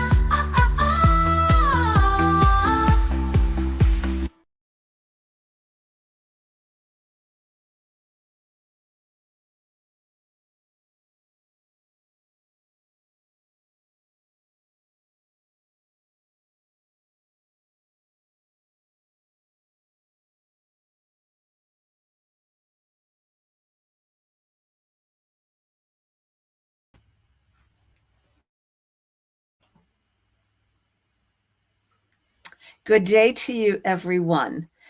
I am so delighted to be with you. I'm Yvonne Vissing, and I'm the director of the Center for Childhood and Youth Studies at Salem State University, which is near Boston, Massachusetts, USA. And I am the director of a new nonprofit called the Initiative for Civility in Everyday Life that has a subset called The World as It Could Be. And this is how I would like to begin my talk, to thank Dr. Munir Musa, because he is trying to create a world that it could be by the work here that you are all doing with the Global Forum for Teacher Education. It is so delightful to be with all of the excellent speakers and the opportunity to learn from you and with you. Today, I would like to use a human rights perspective toward looking at children with disabilities. Am I able to move the slides, or are you moving them, please? Oh, okay, there. All right, so I would like to talk about what we're doing to work with disabled people and whether our interventions and approaches are appropriate or not. And so my focus is on human rights. So as we look at the largest minority group in the world, it's with people with disabilities. And they estimate that there's almost 1.5 billion people and who have disabilities. And this makes it the most important global group to focus on. And we need to look at the systematic barriers that get created for them and for us. Now, the idea is that disability has not always been respected, that many years ago, people who had something, quote, wrong with them, they were put into institutions, or they were kept at home, or they were hidden away, or they did not have participation and agency or much respect. This started to change during the 1940s and 50s, when the United Nations started promoting rights through social welfare activities. We were first able to look at how to prevent disability, to look at rehabilitation, and the emphasis was on how to train people, and they had rehabilitation centers. By the time 1960 came around, policies were really starting to develop that looked at how to get full participation of people with disabilities. And it was about 1970 then when we started to look at equal opportunity. So when we start to think about the social changes, it was not until into the 80s when we started to look at the UN Convention on the Rights of Persons with Disabilities. And here's a very colorful slide to look at all the kind of ways that we should be incorporating people with ability challenges, the same way we would incorporate anyone of any ability. But we're talking about participation, we're talking about money, we're talking about being able to be independent, to work, to have a voice, to be heard, to have good health, to have transportation, to have all of the things that we all would need to live a good life. And as one of our earlier speakers said, while the mantra back in the day was nothing about us without us, it's nothing without us. Now, I am the Child Rights Policy Chair for the UN Convention on the Rights of the Child for a center that is in Cyprus called the Hope for Children UNCRC Policy Center. And there we are looking at how important it is for us all to be involved. And the Convention on the Rights of the Child holds that we must protect young people in particular. So this is my interest of human rights in general, children and people with ability challenges, which, as we see, is going to be most of us at some point in time.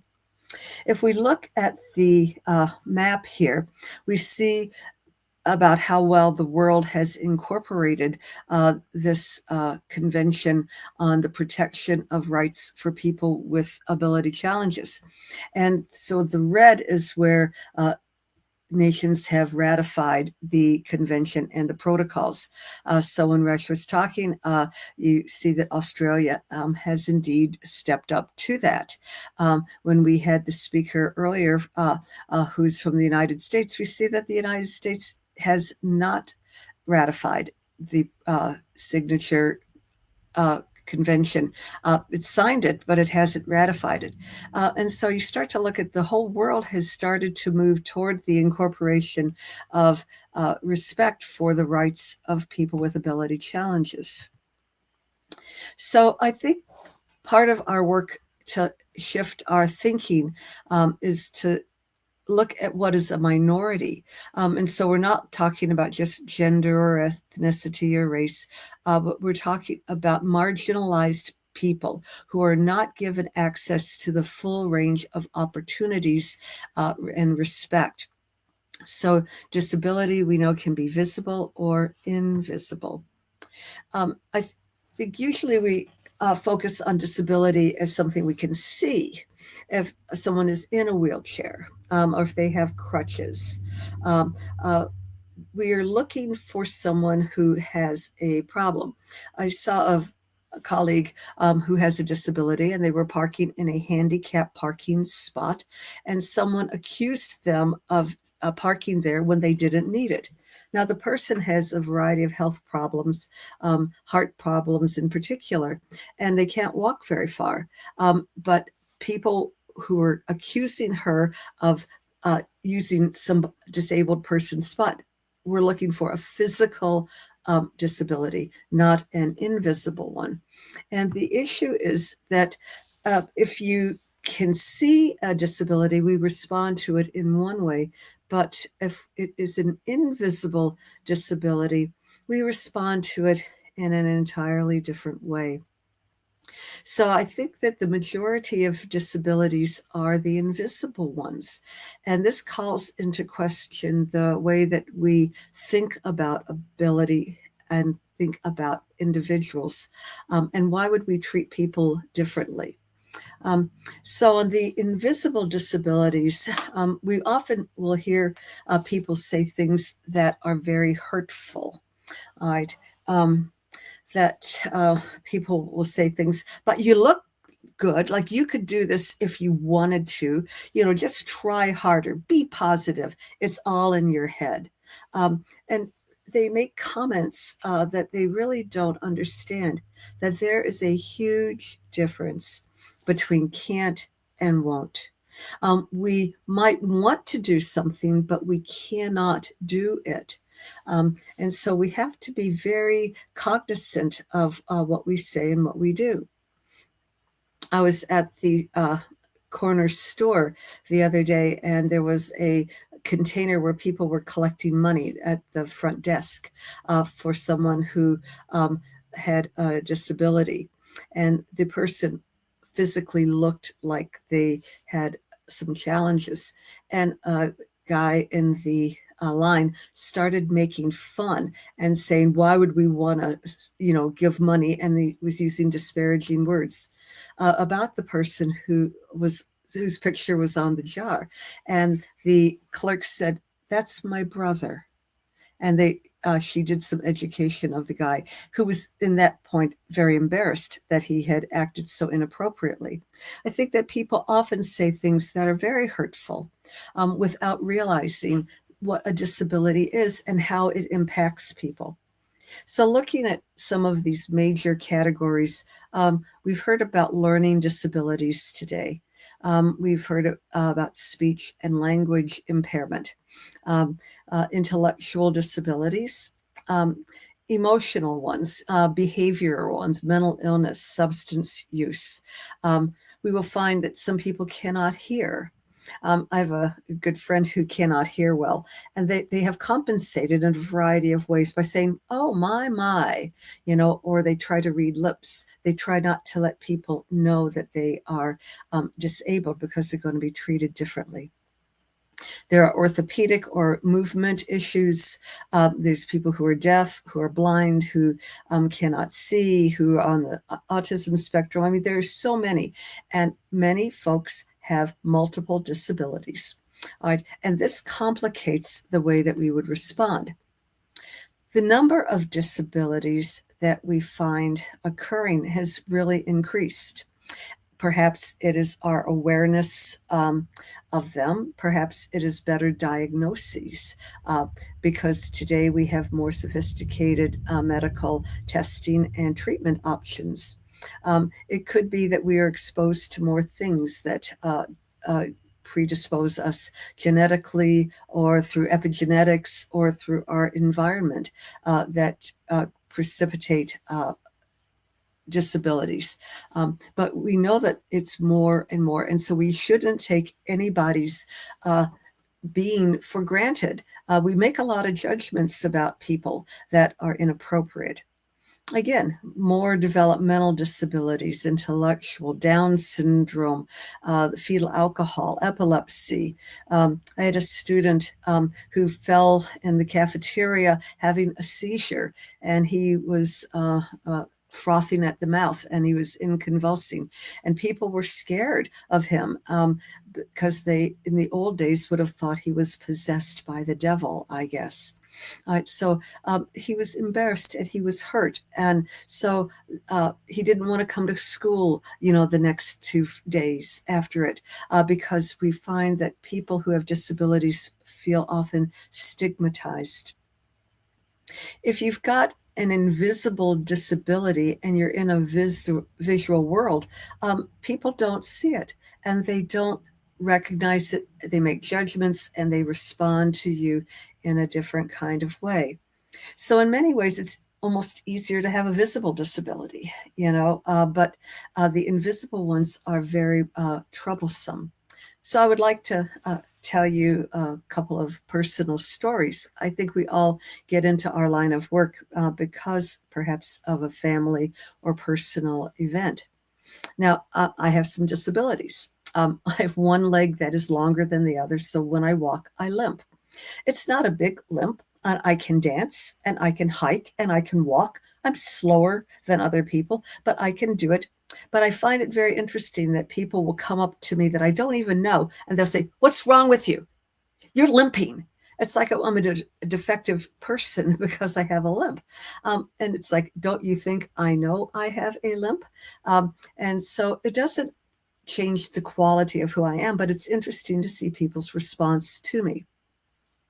Last year I fell, and I fell on a dog toy, and I ended up dislocating my shoulder and hurting it in such a way that I was paralyzed from my shoulder to my fingertips for 4 months. I could not move my hand. I could not move any fingers at all. And I must tell you, I have taught about disability, but being disabled and not being able to tie my shoes, to button my shirt, to be able to pick up a cup of anything. It was so scary and it was embarrassing. And I found that I didn't want to go to work because I was afraid that they might fire me because they thought I was incapable. I mean, it was a whole set of stigma. All right. Now, that was me, but I have a child. And that child has a disability, and it is an invisible disability. And he was not diagnosed when he was little. Diagnoses weren't very good back then. And what has happened is it has impacted his entire life, and it has impacted mine. All right. And so he cannot do certain things. It's not that he won't or doesn't want to, he can't.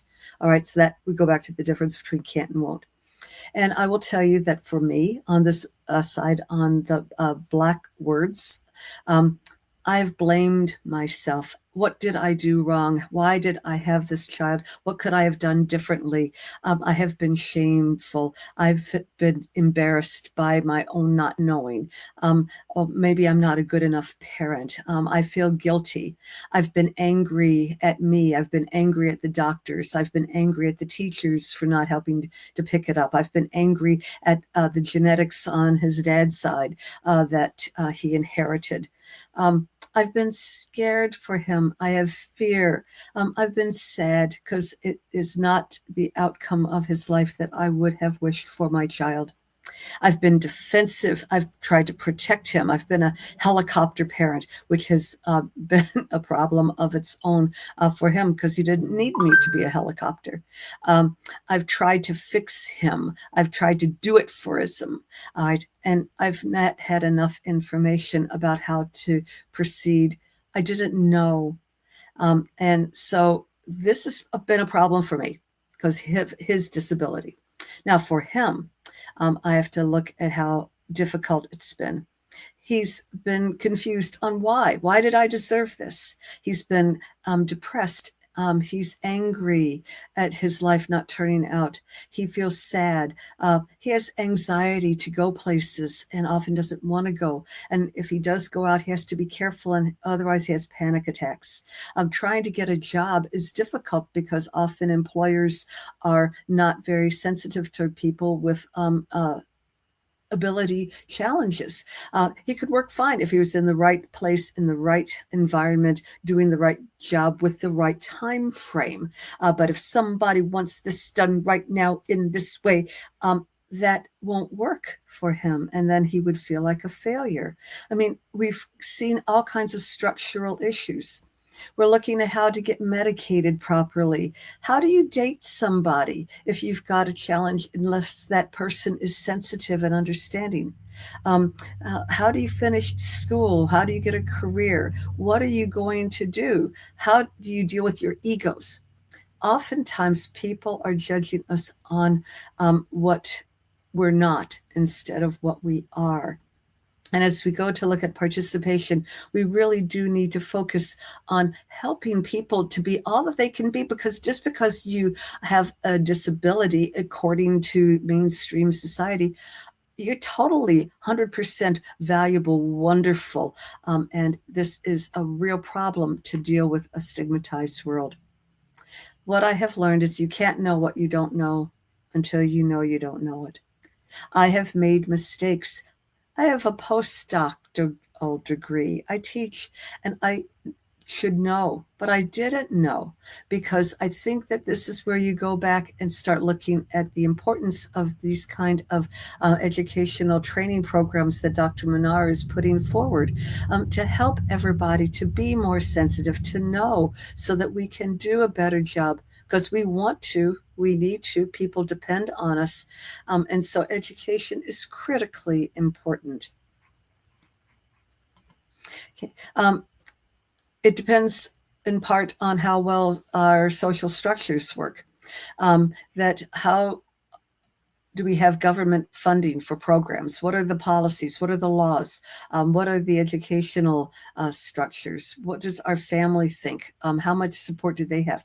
Are there social services? How do businesses operate? Are schools accessible? Do we have the ability to walk and go into the buildings, or the doors locked, and are there stairs and we can't get in? Are there bathrooms that we cannot use? I mean, there's all kinds of ways that a social structure impacts the quality of our life. There's a global healthcare crisis going, and that we cannot necessarily get the quality of care. We might be able to get physical care easier than emotional or cognitive care. Can we afford it? And especially if we have a financial challenge obtaining it, then we may not get the care that we need at all. We find that for people with disabilities, that they tend to not have necessarily doctors who understand their challenges. They are more likely to be denied health care and treated badly. If we start to look at how many people do not have health care.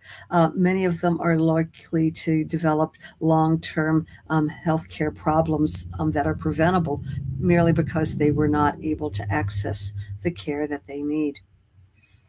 As we look at education, today you've heard a variety of people talking about the challenges within the educational sector. And I think that schools in many ways have done better than other places because we are more attuned to it. But there are barriers to education. The buildings may not be suitable. The staff may not understand. Your peers may not understand. Your other students that you're in class with may poke fun at you or make comments, and there may be prejudice and discrimination. So we need to work to help the schools to be more enlightened, especially with students for disabilities.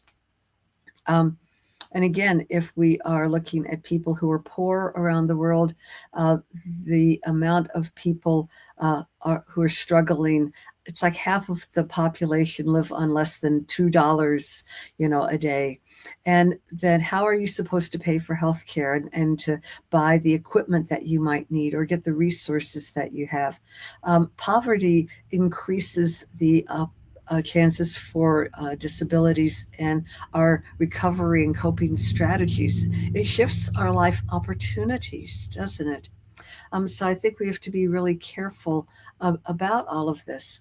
Now, when we were talking a few minutes ago with Resh, thank you very much. We were looking at Australia, and we know that there, as a developed country, 4 in 10 people will have a disability at some point. And I think that it may be even higher in other parts of the world.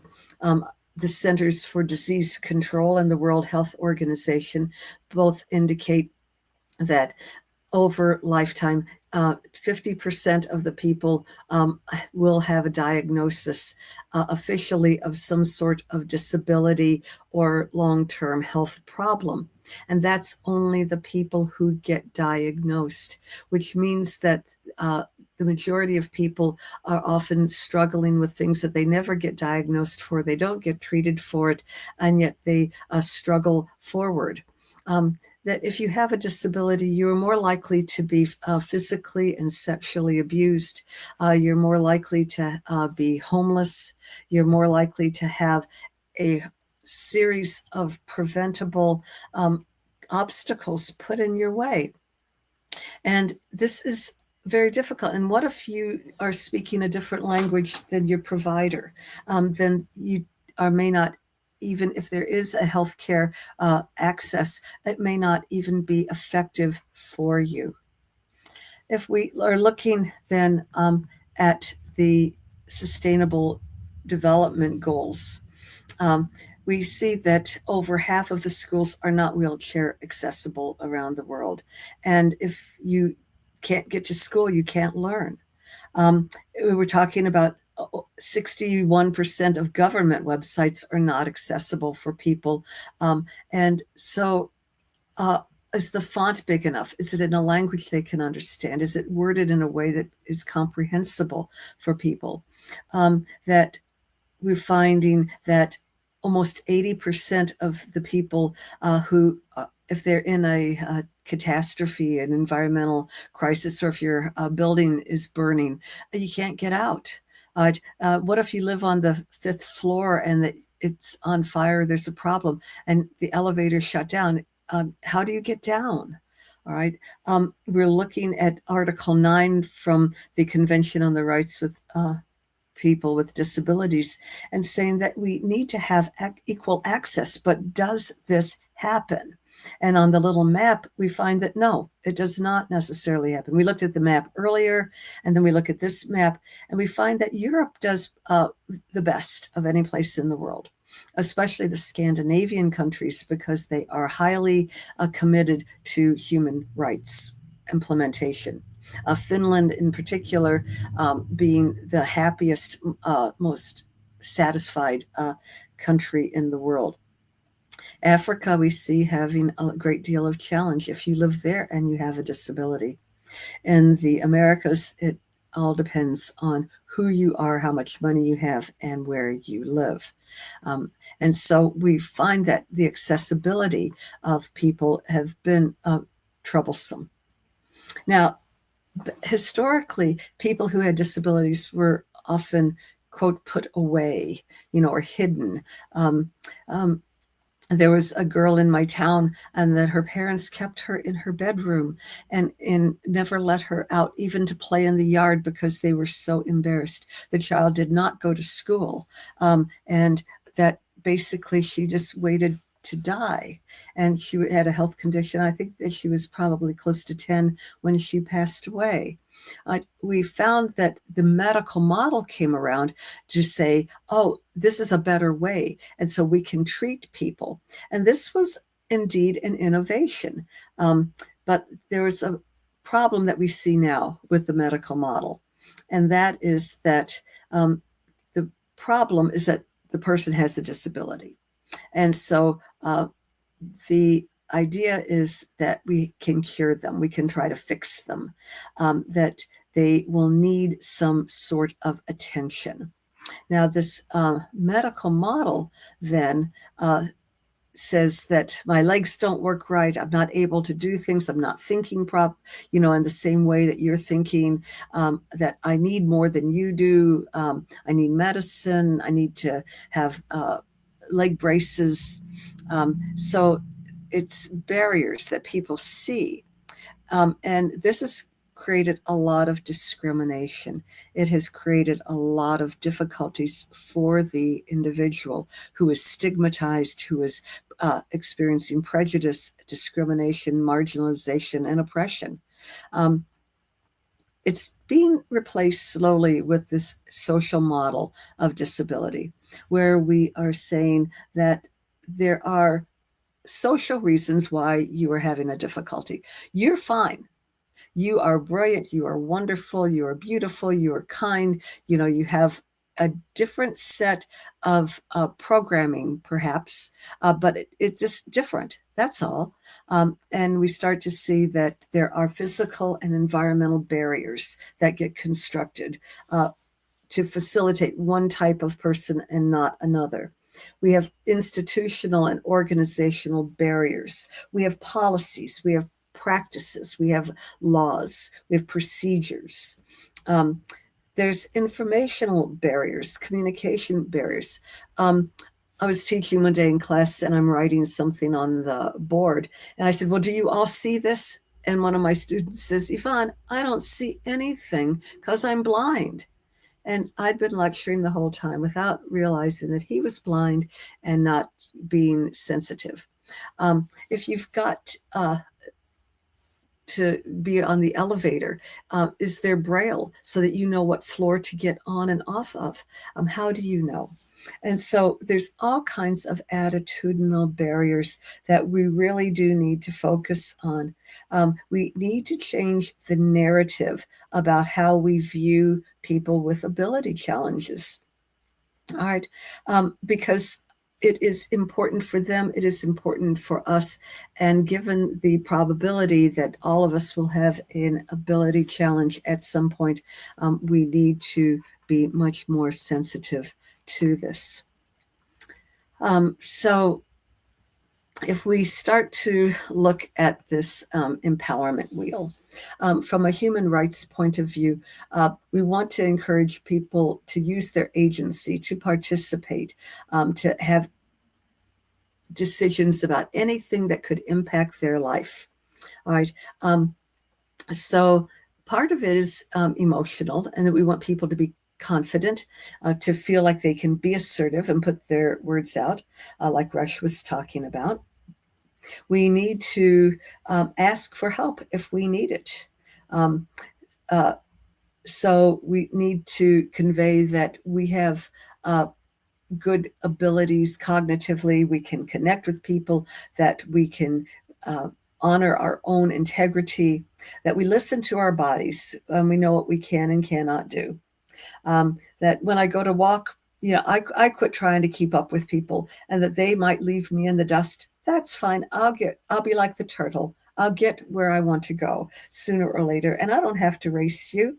All right, I'll get there. But you got to honor your own body so that you can do these kind of things.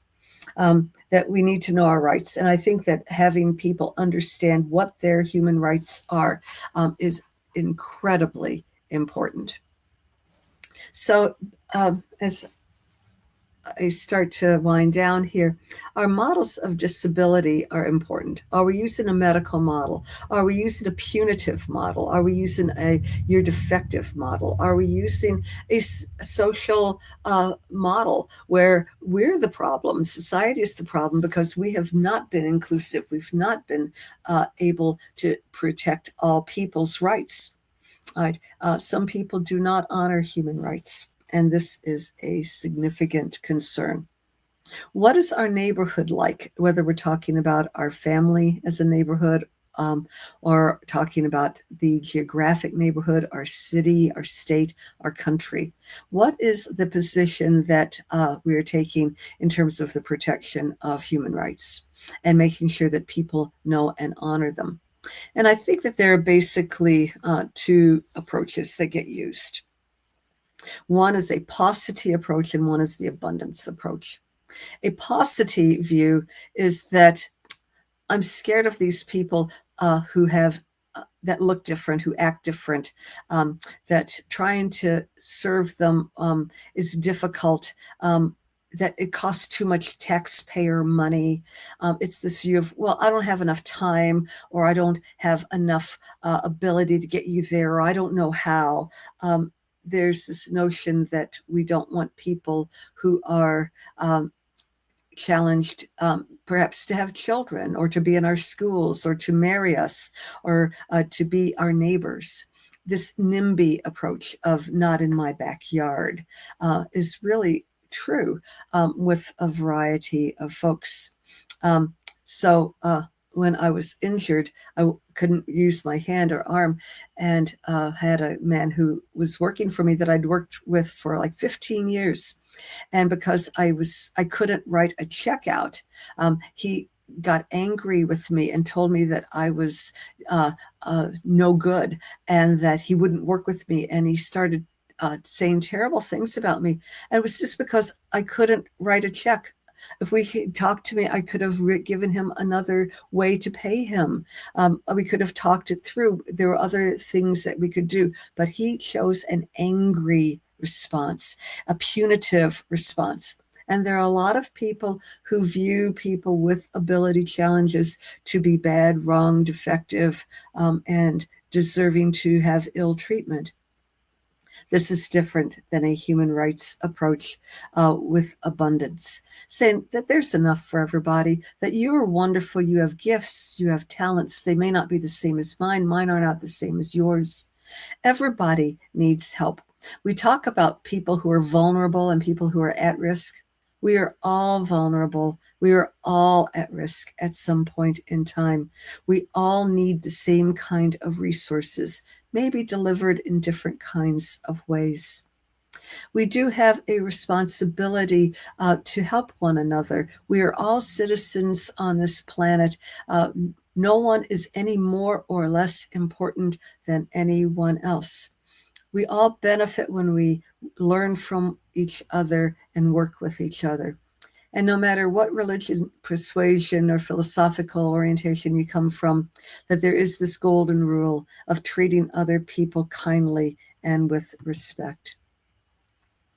As we come to the end of my opportunity to be with you, we have to remember that children today are impacted by multiple global and personal crises, that there's environmental crises, there's war, there's conflict, there's social and economic inequality. We have troubles within our own families who we are supposed to love us, but often don't understand us.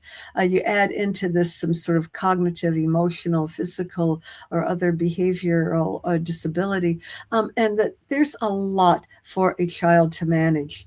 And so my emphasis is always on trying to help children because they are the power for today and tomorrow. They will have families, they will be the leaders, they will be the ones that will be in charge of everything. So we want to invest heavily in them so they will do well. Because if there's a lack of investment in services and supports for children, what do you think is going to happen? It does not take a crystal ball to see how our social and emotional investment in someone is going to pan out. If we invest well and generously, they will do well, we will do well, our communities will do well. Okay, if we don't, well, we know what's going to happen. The UN Sustainable Goals are very useful for us to go back to. They bond us all together. We're looking at no poverty. We're looking at having no hunger, to have good quality education, health. And so go back always to see, as a community, as an organization, how well do we support and implement these sustainable goals? All right. So as we end now, I think that we need to be data-driven. I am a researcher, I'm a clinical sociologist, I'm a professor, I have 25 books out, and I know that we need better data, especially who are on marginalized groups that often are invisible. If we don't know the causes, we can't find the solutions. There's a study by a guy named Howard Becker. It says, whose side are we on? Are we on the side of the organization? Are the president of the country, the religious leader? Are we on the side of the adults in the family? Are we on the side of the child? Are we on the side of the person with ability challenges that they strive so bravely and courageously to overcome? What are our intervention strategies, and who are they supposed to help? As we especially see convenience and money. I do a lot of work with people who are homeless, and I'm finding that often the strategies that are designed are those to assist the organizations, not necessarily the individuals. Are we engaging the voices of those we are supposed to serve? Again, nothing about us without us, right? We talk about the importance of participatory action research. They call it PAR, and I'm an expert in this area. And we need to engage people to be able to help devise the methodologies, the questions, to analyze the data, to come up with the conclusions and recommendations to motivate social action. And always the Convention on the Rights of the Child says that the best interests of the child should always be the primary goal of our organizations. So if we shift the conversation a bit, say the primary goal should be looking at how are we going to assist and make life easier for people who have ability challenges. Right? If we did that, it would indeed be making the world a better place. So assume that everyone has an ability challenge at some point. Create a safe space for us all to talk about it. Create a comprehensive data system. Construct a needs assessment that we engage participation from lived experience people. Look at our current strategies that we're using to address what we're doing. Identify the gaps. See if our resources could fill the gaps, and if not, then how are we going to fill them? Figure out whose needs should come first, monitor and evaluate what we're doing, and keep evaluating and keep on changing so that we continue to do better. I thank you very much for the opportunity to be with you, and I am always happy to be of help. Do reach out to me, and Dr. Munir will be able to connect us. I thank you very much, Dr. Munir, for this wonderful opportunity.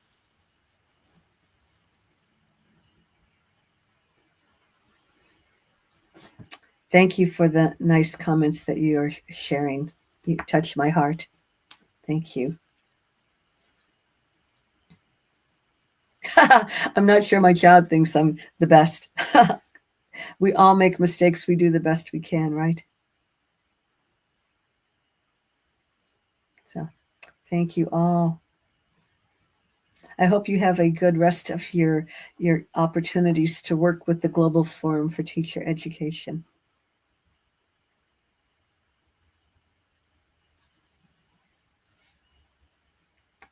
Wow, y'all have made my day. Thank you.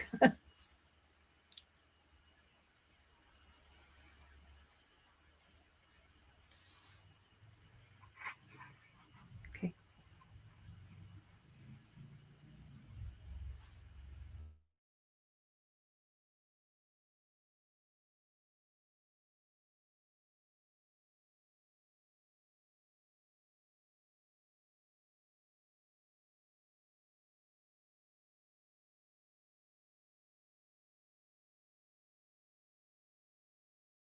Welcome to Global Forum for Teacher Educators. We are human rights educators. Global Forum for Teacher Educators. La la la la la la la la la la. We are human rights educators. Global Forum for Teacher Educators. La la la la la la la la la.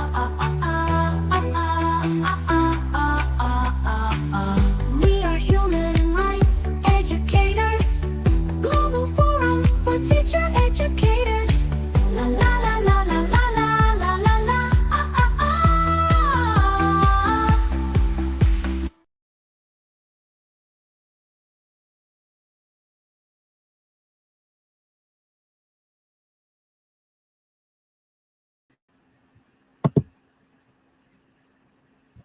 There I am.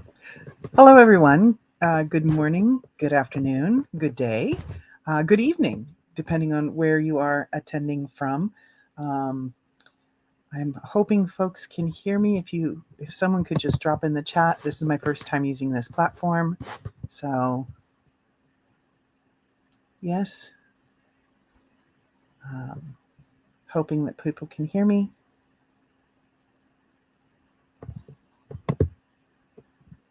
Okay. Oh, thank you. Hello. Hi, everyone. My name is Lara Irvin Kassab. I am reaching you from San Jose, California in the United States, and I am very honored to be here in the Global Teachers Forum. I'd like to thank Dr. Munier for including me. I will try to keep my cat from coming into the frame.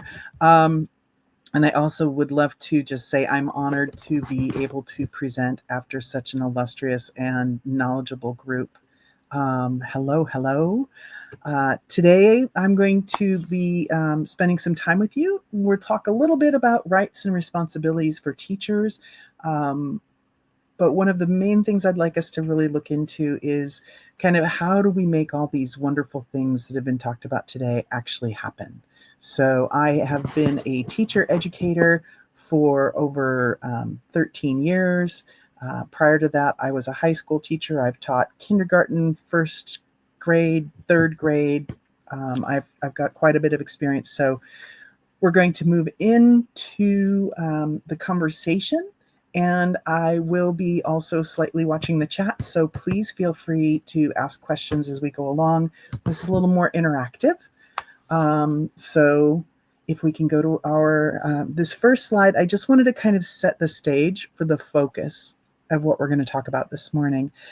From the preamble to the Convention on the Rights of Persons with Disabilities, I really want to highlight that disability results from the interaction between persons with impairments and attitudinal and environmental barriers. So as teachers, we all have the ability to do something about those attitudinal and environmental barriers.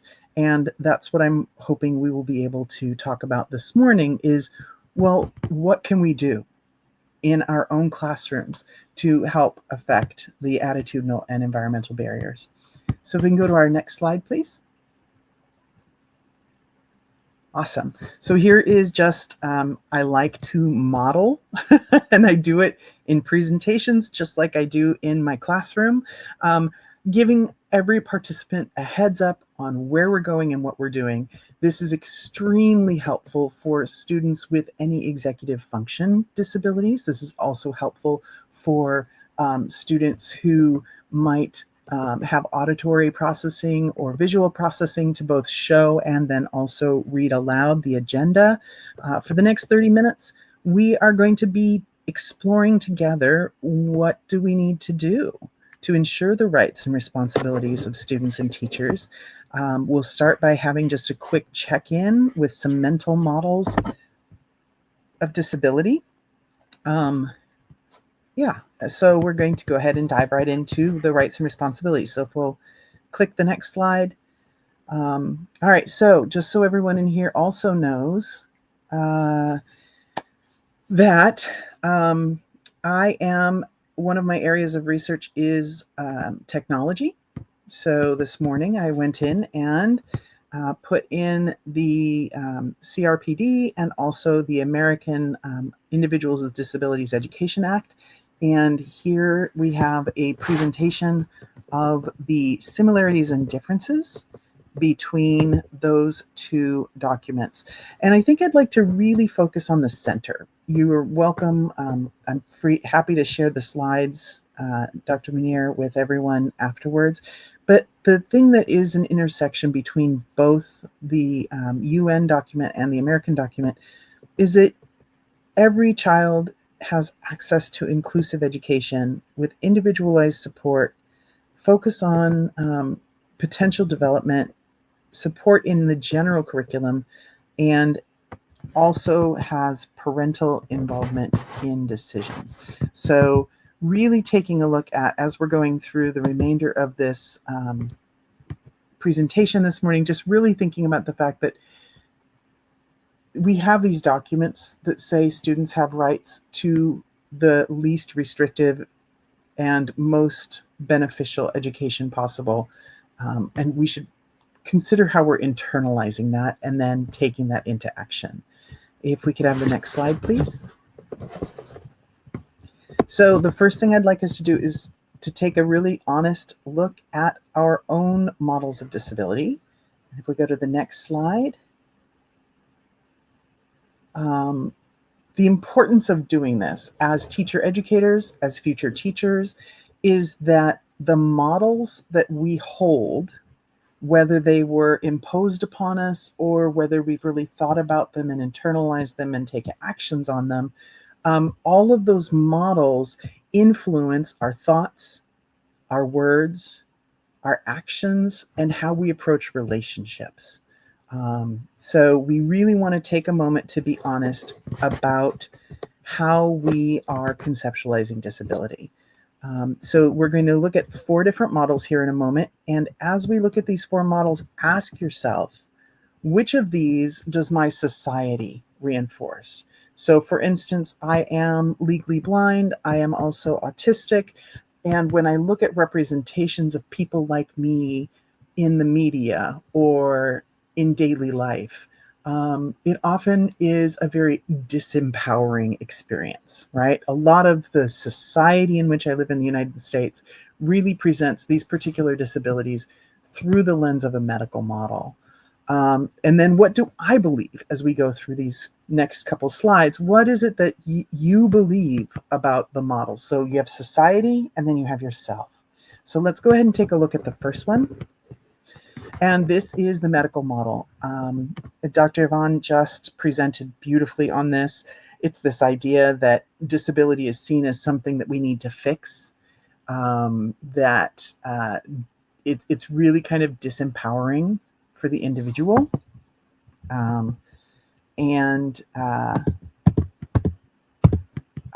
That it emphasizes diagnosis and treatment. It can potentially diminish independence, because a lot of times when you're in a doctor's office, they disconnect the body from the mind and the self. And they also are talking kind of about you, but without you. So thinking about the medical model, do we see disability as something to fix and then it's an impairment? If we can go to the next, please. This next model is the social model. And this kind of shifts the focus from the individual's impairment to barriers in society. So thinking that the social model is kind of framing things so that it's not the impairment, but the way that society is set up that is keeping people from being able to access and participate. It's a non-inclusive kind of approach. It advocates for removing the barriers so that we can have full participation of all disabled persons. If we can go to the next model, this is the charity model. And this one is a model that has been around for centuries. We see it a lot in motifs in films and books. And it's the idea that disabled individuals are objects of pity who require help. So this is kind of the model of a disabled person as begging for, being kind of on the fringe of society, that a disabled person should be kind of taken care of. And however, it undermines autonomy and reinforces stereotypes. So, for instance, in my own life, as I'm walking around out in public with my cane and I am fully able to get myself where I want to go, I have had people grab my elbow and attempt to walk me across a street, even if I wasn't intending to cross that street. It's this idea of wanting to be helpful. So it's coming from a well-intentioned place. However, it can often be very disconcerting as well as kind of infantilizing the person. If we can go to the next, this is the human rights model. And this is rooted in the CRPD. And this recognizes disability as a natural part of human diversity. And one of the things personally that I like about this is it provides a lot of agency to the disabled person, but it also provides some advocacy and work that people who are not disabled can do to help uphold the rights and remove barriers. So it's kind of more of a holistic approach. If we take a look at the next slide, one of the things I'm currently working on is looking at the interaction and engagement between community and agency in these 4 different models. So for instance, the charity model is very high on community engagement, but very low on the agency of the person with the disability. Whereas the human rights model is very high in community engagement involvement as well as agency for the person with the disability. So I'd like to give us just a really quick moment here. You do not need to put anything in the chat. This is just a moment of reflection before we move on to our next piece. I'm going to give us 30 seconds of silence for us to reflect on our own models and the models that our society has around us. Just give you a little moment to process here.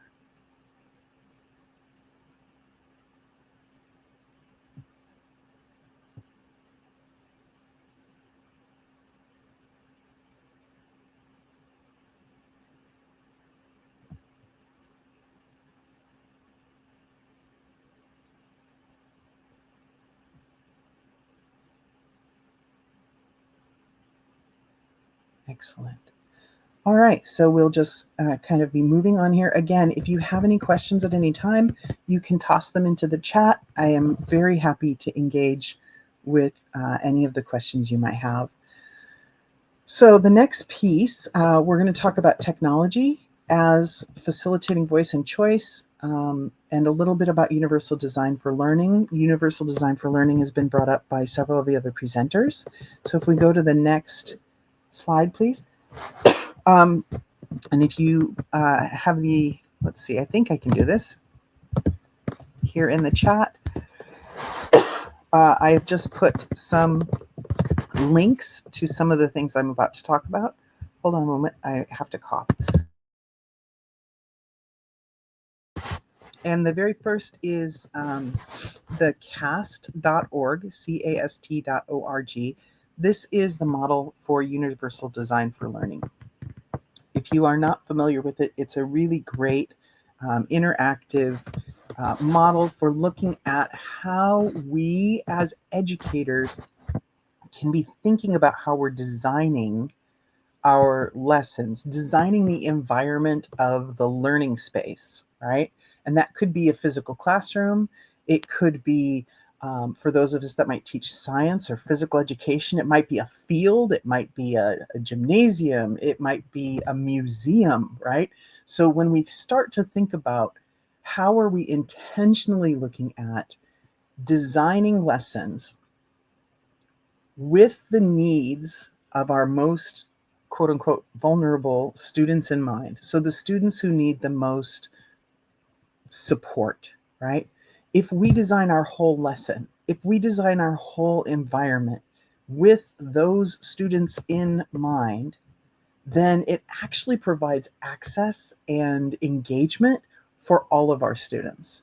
There are students in our learning communities who don't have a disability, but really benefit from, for instance, having both a printed and verbal instructions, right?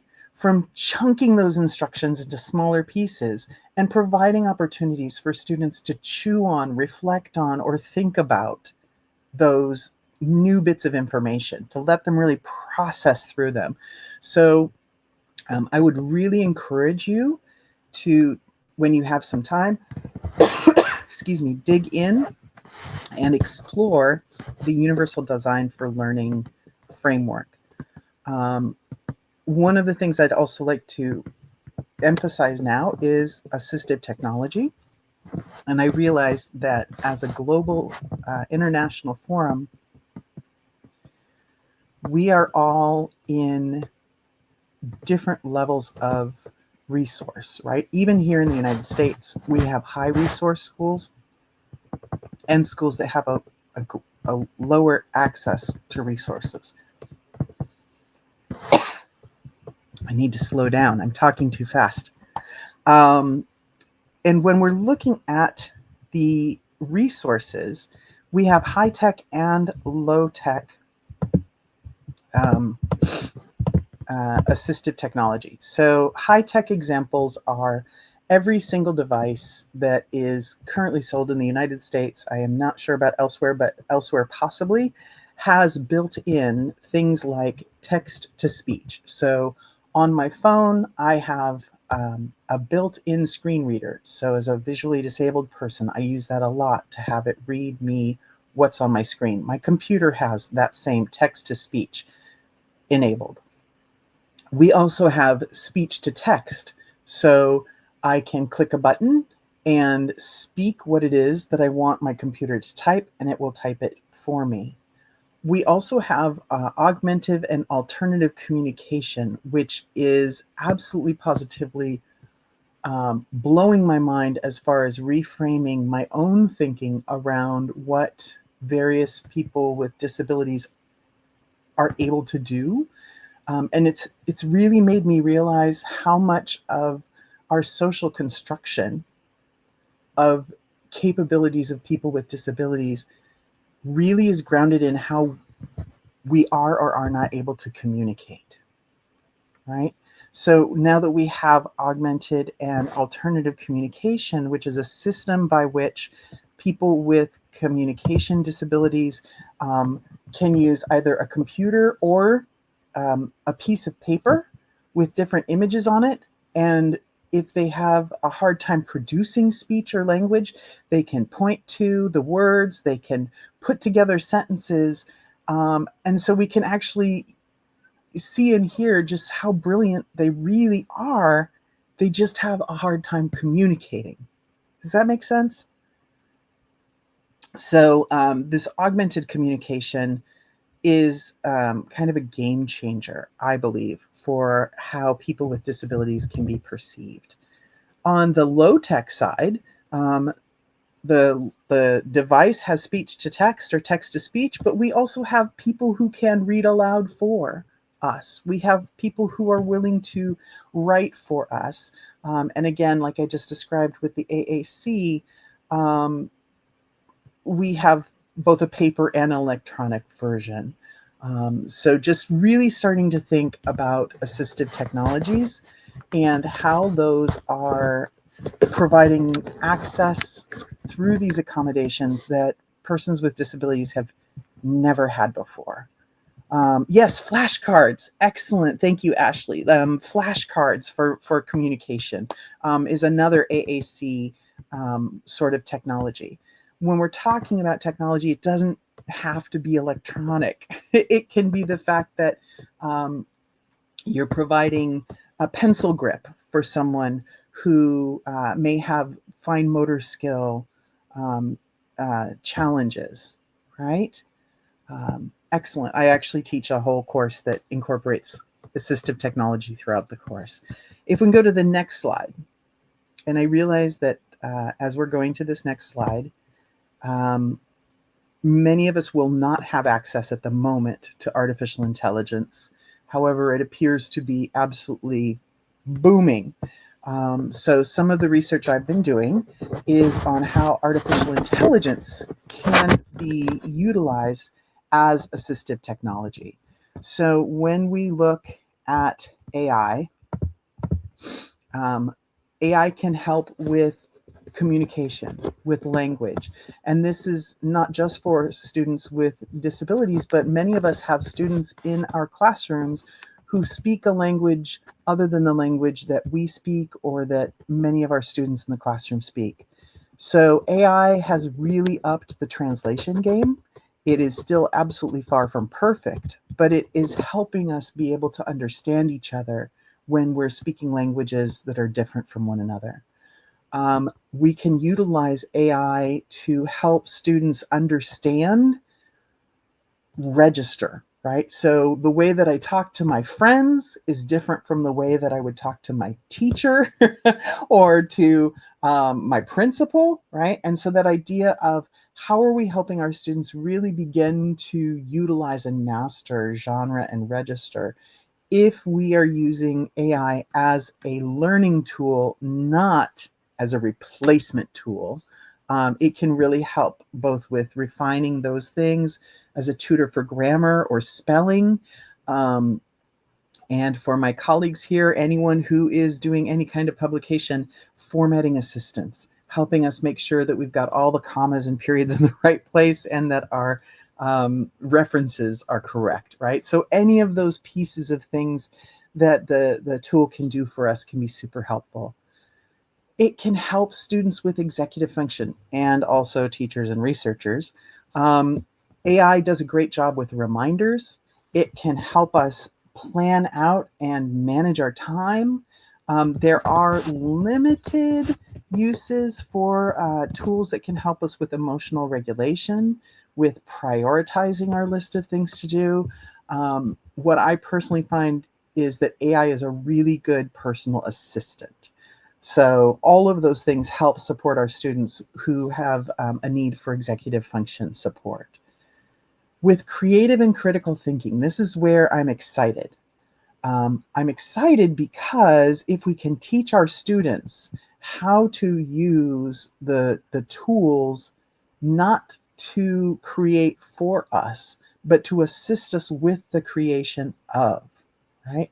So one of the ways that I and some of my students use AI is that we will just come up with a million different ideas, and you can put those ideas into an AI program, and it can create mind maps, and it can help you organize all of those brilliant ideas. Because sometimes we have so many ideas, it's hard to streamline and get those things organized. I have had students who use it as a chat buddy to run ideas past. However, you'll see there are 2 asterisks there. We're about to address potential problems with that in just a moment. Creating visuals to represent the ideas. So today in this presentation, I utilized ChatGPT to make the Venn diagram because I can't figure out how to make the computer do the circles. So I put in all the content, but then the AI did the actual creation. Game boards, project learning is my jam. I'm looking at the chat now. All of those things are things that both assistive technology and AI are really helping us facilitate. Excellent. All right, so if we can go on to the next, this is the big warning, okay? I describe AI as being like a golden retriever. A golden retriever is a dog that just wants to make its human happy. It will go out and it will bring back anything that it can. So when we're thinking about AI, we really need to be teaching our students about how it can be very inaccurate, right? It's great at helping us organize our thoughts. It's great at helping us kind of talk through our priorities. But when we start asking it to go out and find information for us, we need to have the information literacy to be able to check and make sure that whatever AI is bringing back to us is actual, real information.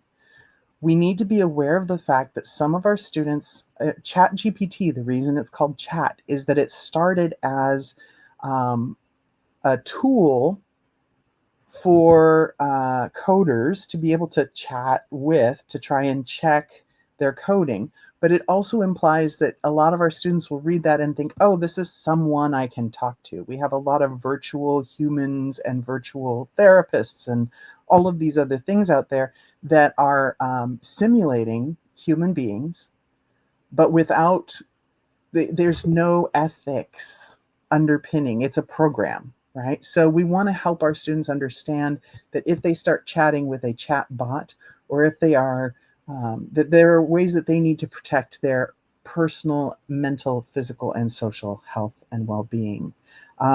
Yes, Alina, it can sometimes bite. 100%. Yeah, Canva and Prezi use AI. So really one of the big things we need to do right now is look into AI literacy.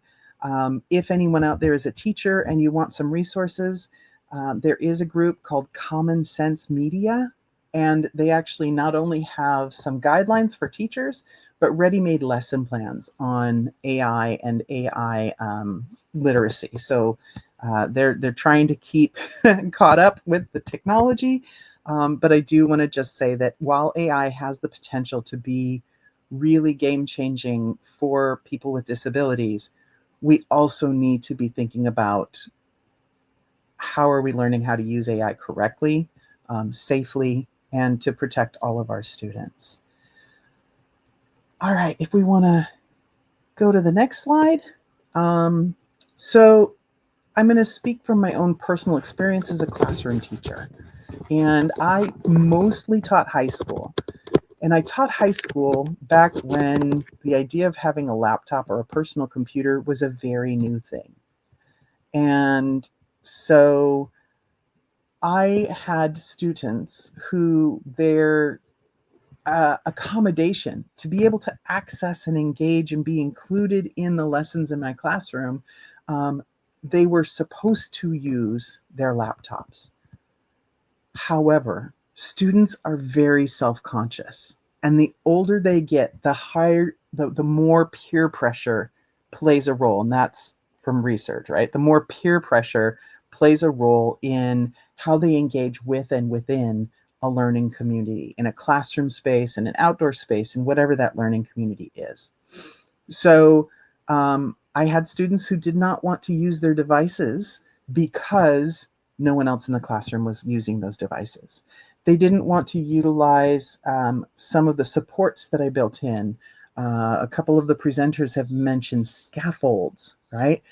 And students can be very self-conscious about using the scaffolds that actually help them succeed.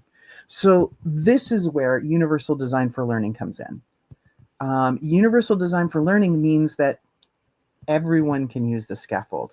We put the scaffold out as an option for every student to be able to use in the classroom. We have a bank of devices of whatever kind that we have that they can use, so that it's not just the one student sort of being singled out. So there's some social emotional components to using assistive technologies. That if we have pencils that have the big rubber grip for the students who are struggling with fine motor skills, that we have 10 pencils with the big rubber grip. So any student can select to utilize that tool, and the student who really, really needs it now doesn't feel like everyone's looking at them. right? Awesome. If we could go to the next slide, please. All right, because that's going to segue in all of those things about feeling singled out, about feeling different, about sometimes in the past we have had students in wheelchairs, and when it came time to do group work, rather than thinking about how do we reconfigure the tables or the desks, we kind of pushed the student in the wheelchair over to the side because we didn't physically think about the space. So everyone else is working in a group and the student with the wheelchair is separated and over to the side. All of those things have social emotional effects. And all of those things are grounded in culture. So this is the last segment of our conversation on my part, and then we can have a lot of conversations. But I want us to start thinking also about, as educators and teacher educators, we need to be thinking, how are we modeling this and doing this in our teacher education classes with adults so that they can then have had that experience to use with their students, right? How do we teach community? How are we working on helping students understand relationships with each other and with themselves, right? And how are we helping all of our students understand disability in a way that makes disability just, as the same as people have different hair color, right? It's just normal that different people have different ways of learning, of moving, of communicating, and of being in the world. So really wanting to think about that as we take a look at a couple other resources here on how are we supporting the next generation of teachers and students in doing these things. Okay, we can go to the next slide. So this is the link to the Center for Reaching and Teaching the Whole Child. So this is the first of the links that I shared in the chat. I'll try and share it again right now.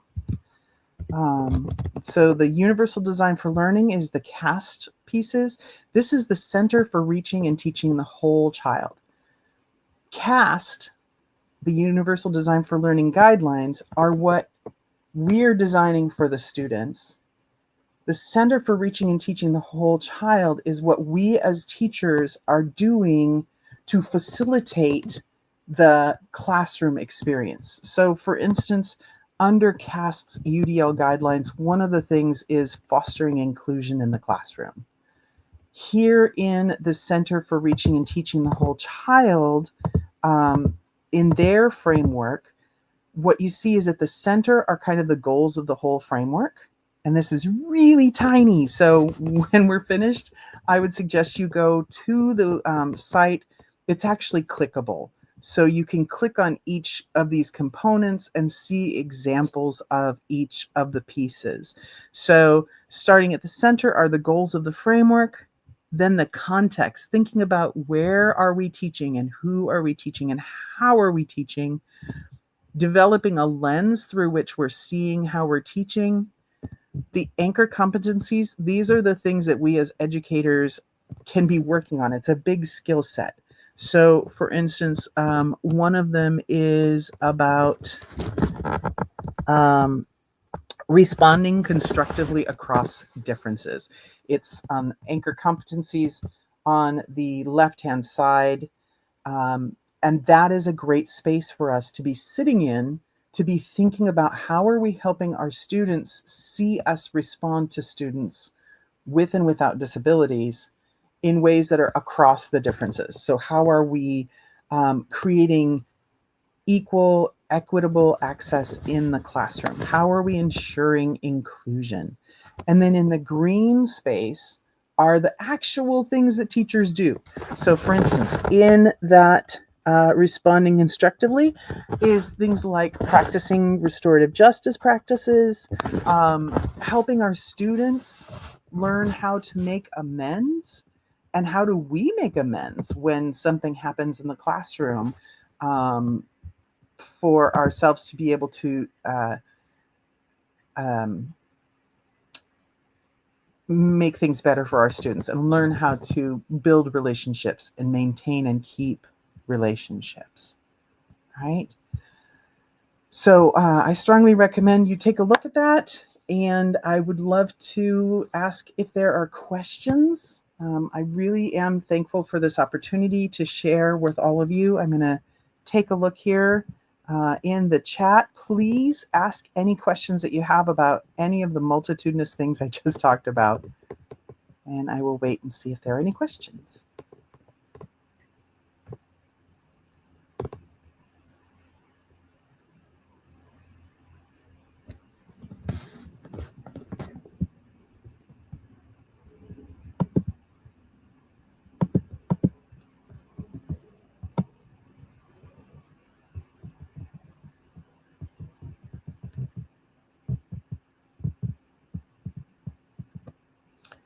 Great. Then thank you so much. If you do find that you have questions, I have my email here. Please feel free to reach out on the slides. I appreciate this opportunity, and thank you all so much, and thank you to the wonderful presenters. I really appreciate having had this opportunity. Thank you, Dr. Munier. Thank you. Welcome, Global Inclusive Interactive Summit. Welcome, Global Forum for Teacher Educators. We warmly welcome all the members. Welcome, welcome, welcome, welcome.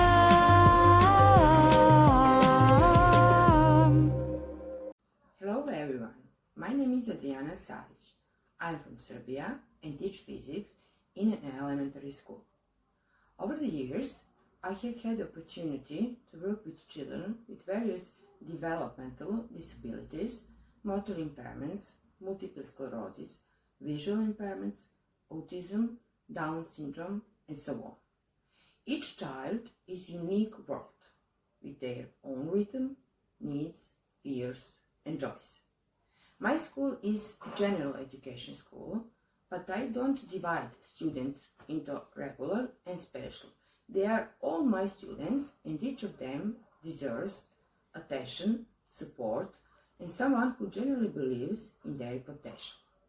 There are many challenges, from the lack of adept teaching materials and the absence of classroom assistants to unspoken prejudice. But the greatest challenge is actually society's attitude. It is not difficult to adapt physics lesson and, for example, explain friction by having students slide the same object over smooth or rough surfaces so they can feel where the resistance is greater. What truly hurts is when the child feels they matter less because the world around of them values speed, results, and perfection rather than effort, courage, and progress.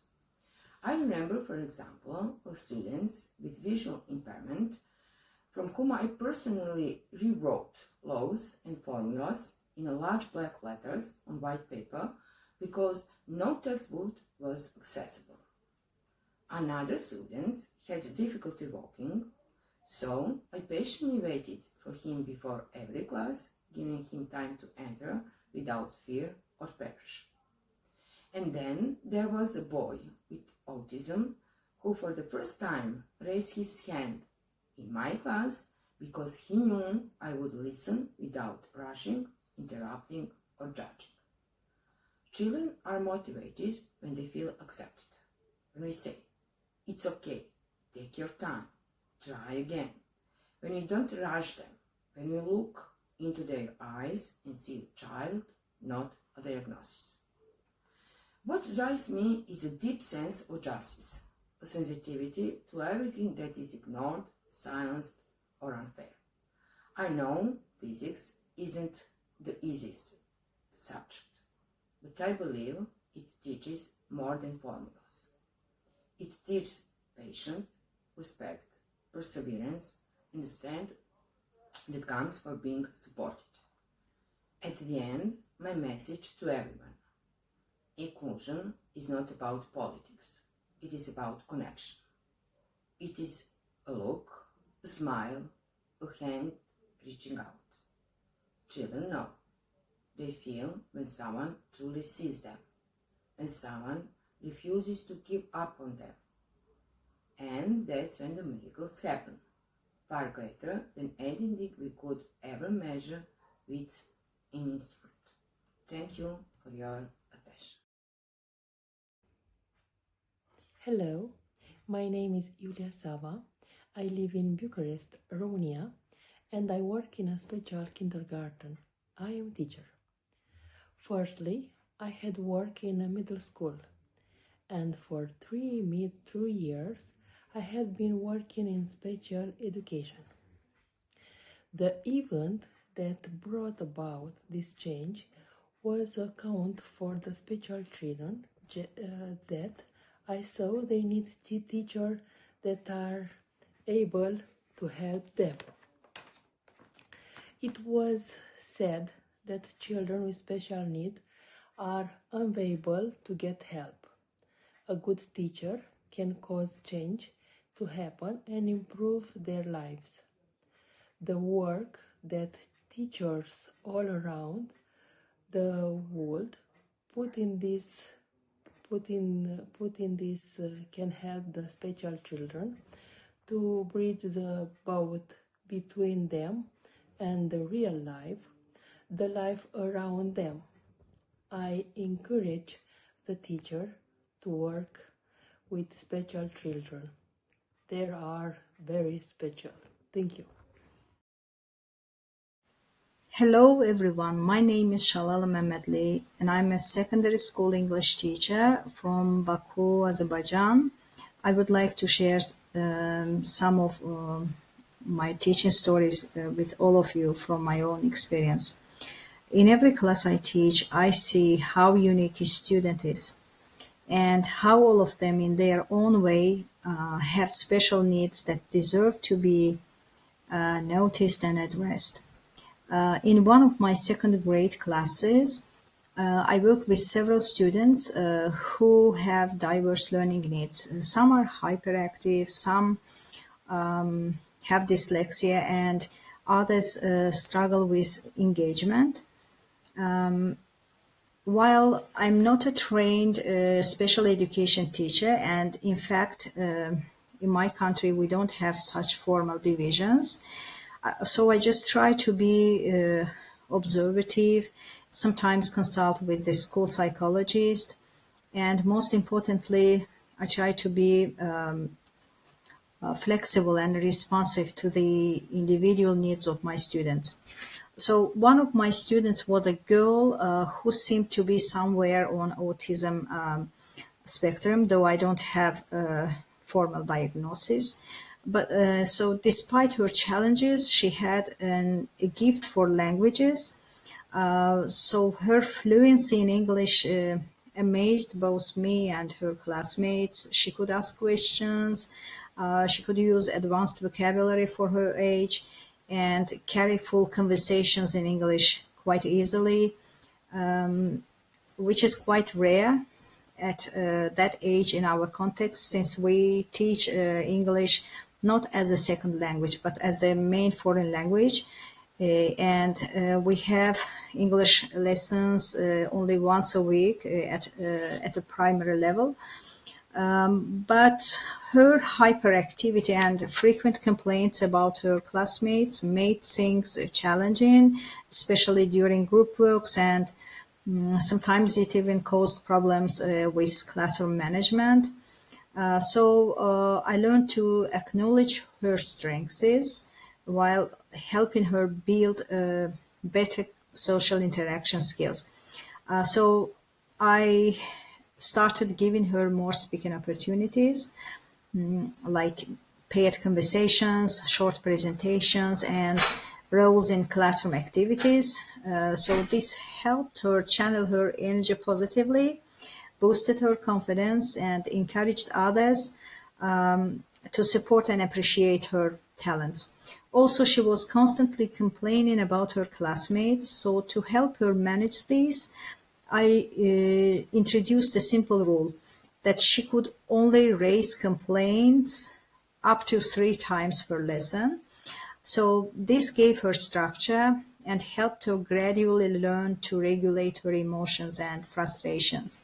I also noticed that recognition was very important to her. So whenever she scored high on a test, she would ask me if her classmates could clap for her, and I always supported this, and it became a way for her to feel valued and accepted by her peers. So over time, these small but consistent actions helped her become calmer, more emotionally aware, and better integrated into the classroom community. So in her second year, she's doing much better. And this story just reminds me that we as teachers don't always need perfect tools or training. That sometimes it's just about being attentive, paying attention, being kind, and just believing in each child's potential. So there are some lessons that I learned from this experience, that environment matters as much as abilities, that small steps by the teacher can make a big impact. And inclusive education starts with empathy and flexibility. So thank you for listening to my story, and I truly hope that this story can inspire other teachers as well. Greetings from Pakistan. This is Ismat Mustafa Khan from Pakistan. I've been working with Global Forum for Teachers Educators for the last 2.5 years. And in Pakistan, my mother institution is Overseas Pakistanis Foundation. I have recently been posted to OPF Public School Color Sayyida as the head of the institution. And working here in a far-flung suburban educational setup has really been a very wonderful experience for me. And though I have come across a number of people from whom I am continuously learning, but the most important and the most remarkable person whom I ever have come across here is a very talented superstar, Miss Adina. Adina has been studying here in OPF Color Sayyida for the last 4 years. She is currently the student of class 4 and she is studying in a class of 34 students, and for the last 4 years she has been standing first in her class. She has been securing over 90% marks throughout the last 4 years. Her teachers, they always appreciate her, and to me she is a total inspiration. Let me introduce you with our superstar, Adina. Adina, please introduce yourself. My name is Adina Malik. I am from Bahapur and I am 11 years old. My father's name is Adnan, but my mother's name is Mahfouz Begum. I have 3 siblings, 2 sisters and 1 brother. I live in Palestine. My country name is Pakistan. I love country. My favorite school is OPF Public School. I love this school. My favorite hobby is study. My favorite color is red. My favorite food is red. Hobby farm. I love this school and teachers and principal. Thank you so much. She is not only reading here as a student, she has also been working with her fellow class fellows in various tasks related to the school. Her performance in co-curricular activities is exemplary, and her parents are quite satisfied and quite happy with her. And we see a very talented future superstar from OPF Public School Color Sayyida in the form of Adina. Thank you so much. Greetings from Vietnam. My name is Thu Hiền. It means winter autumn. I'm a lecturer from Vietnam, currently living and working in Hanoi City, the capital of Vietnam. I teach philosophy and political education at Hanoi College for Electromechanics. Today, I'm truly honored to share you a story that holds a special place in my teaching journey. It was a story of a disabled student whom I will never forget. He was an ethnic minority student who not the opportunity to work due to a childhood accident. He moved around in a wheelchair and faced many challenges in his daily life. I witnessed how his classmates mocked him, looked down on him, and called him unfortunate. Even they said he would never be able to study or succeed like others. Once I saw him silently crying after class. He even thought of ending his life, believing that was the only escape from his pain and the judgment he endured. That broke my heart. And then I started learning more about his background and tried to build a connection with him, even though he was resistant at first. I shared with my own stories how I was bullied when I moved from the countryside to the city for school. And after that, my classmates even cut my long hair without my knowing. That moment of honesty had bridged the gap between us. Then he began to open up and share more about himself. Gradually, he grew more confident and decided to study industrial electricity. It was one of his passions. Outside class, I helped him read books, learn English, and many skills. In my opinion, he was an excellent student who learned quietly so fast. I was very happy that after graduation, he became an electrical engineer for a major power corporation in Hanoi City, and he could earn a high salary. Every time I could see him smile, I knew my efforts were truly worthwhile. I have always believed that each of us has our own strengths and weaknesses. No one is perfect. Life is full of challenges, but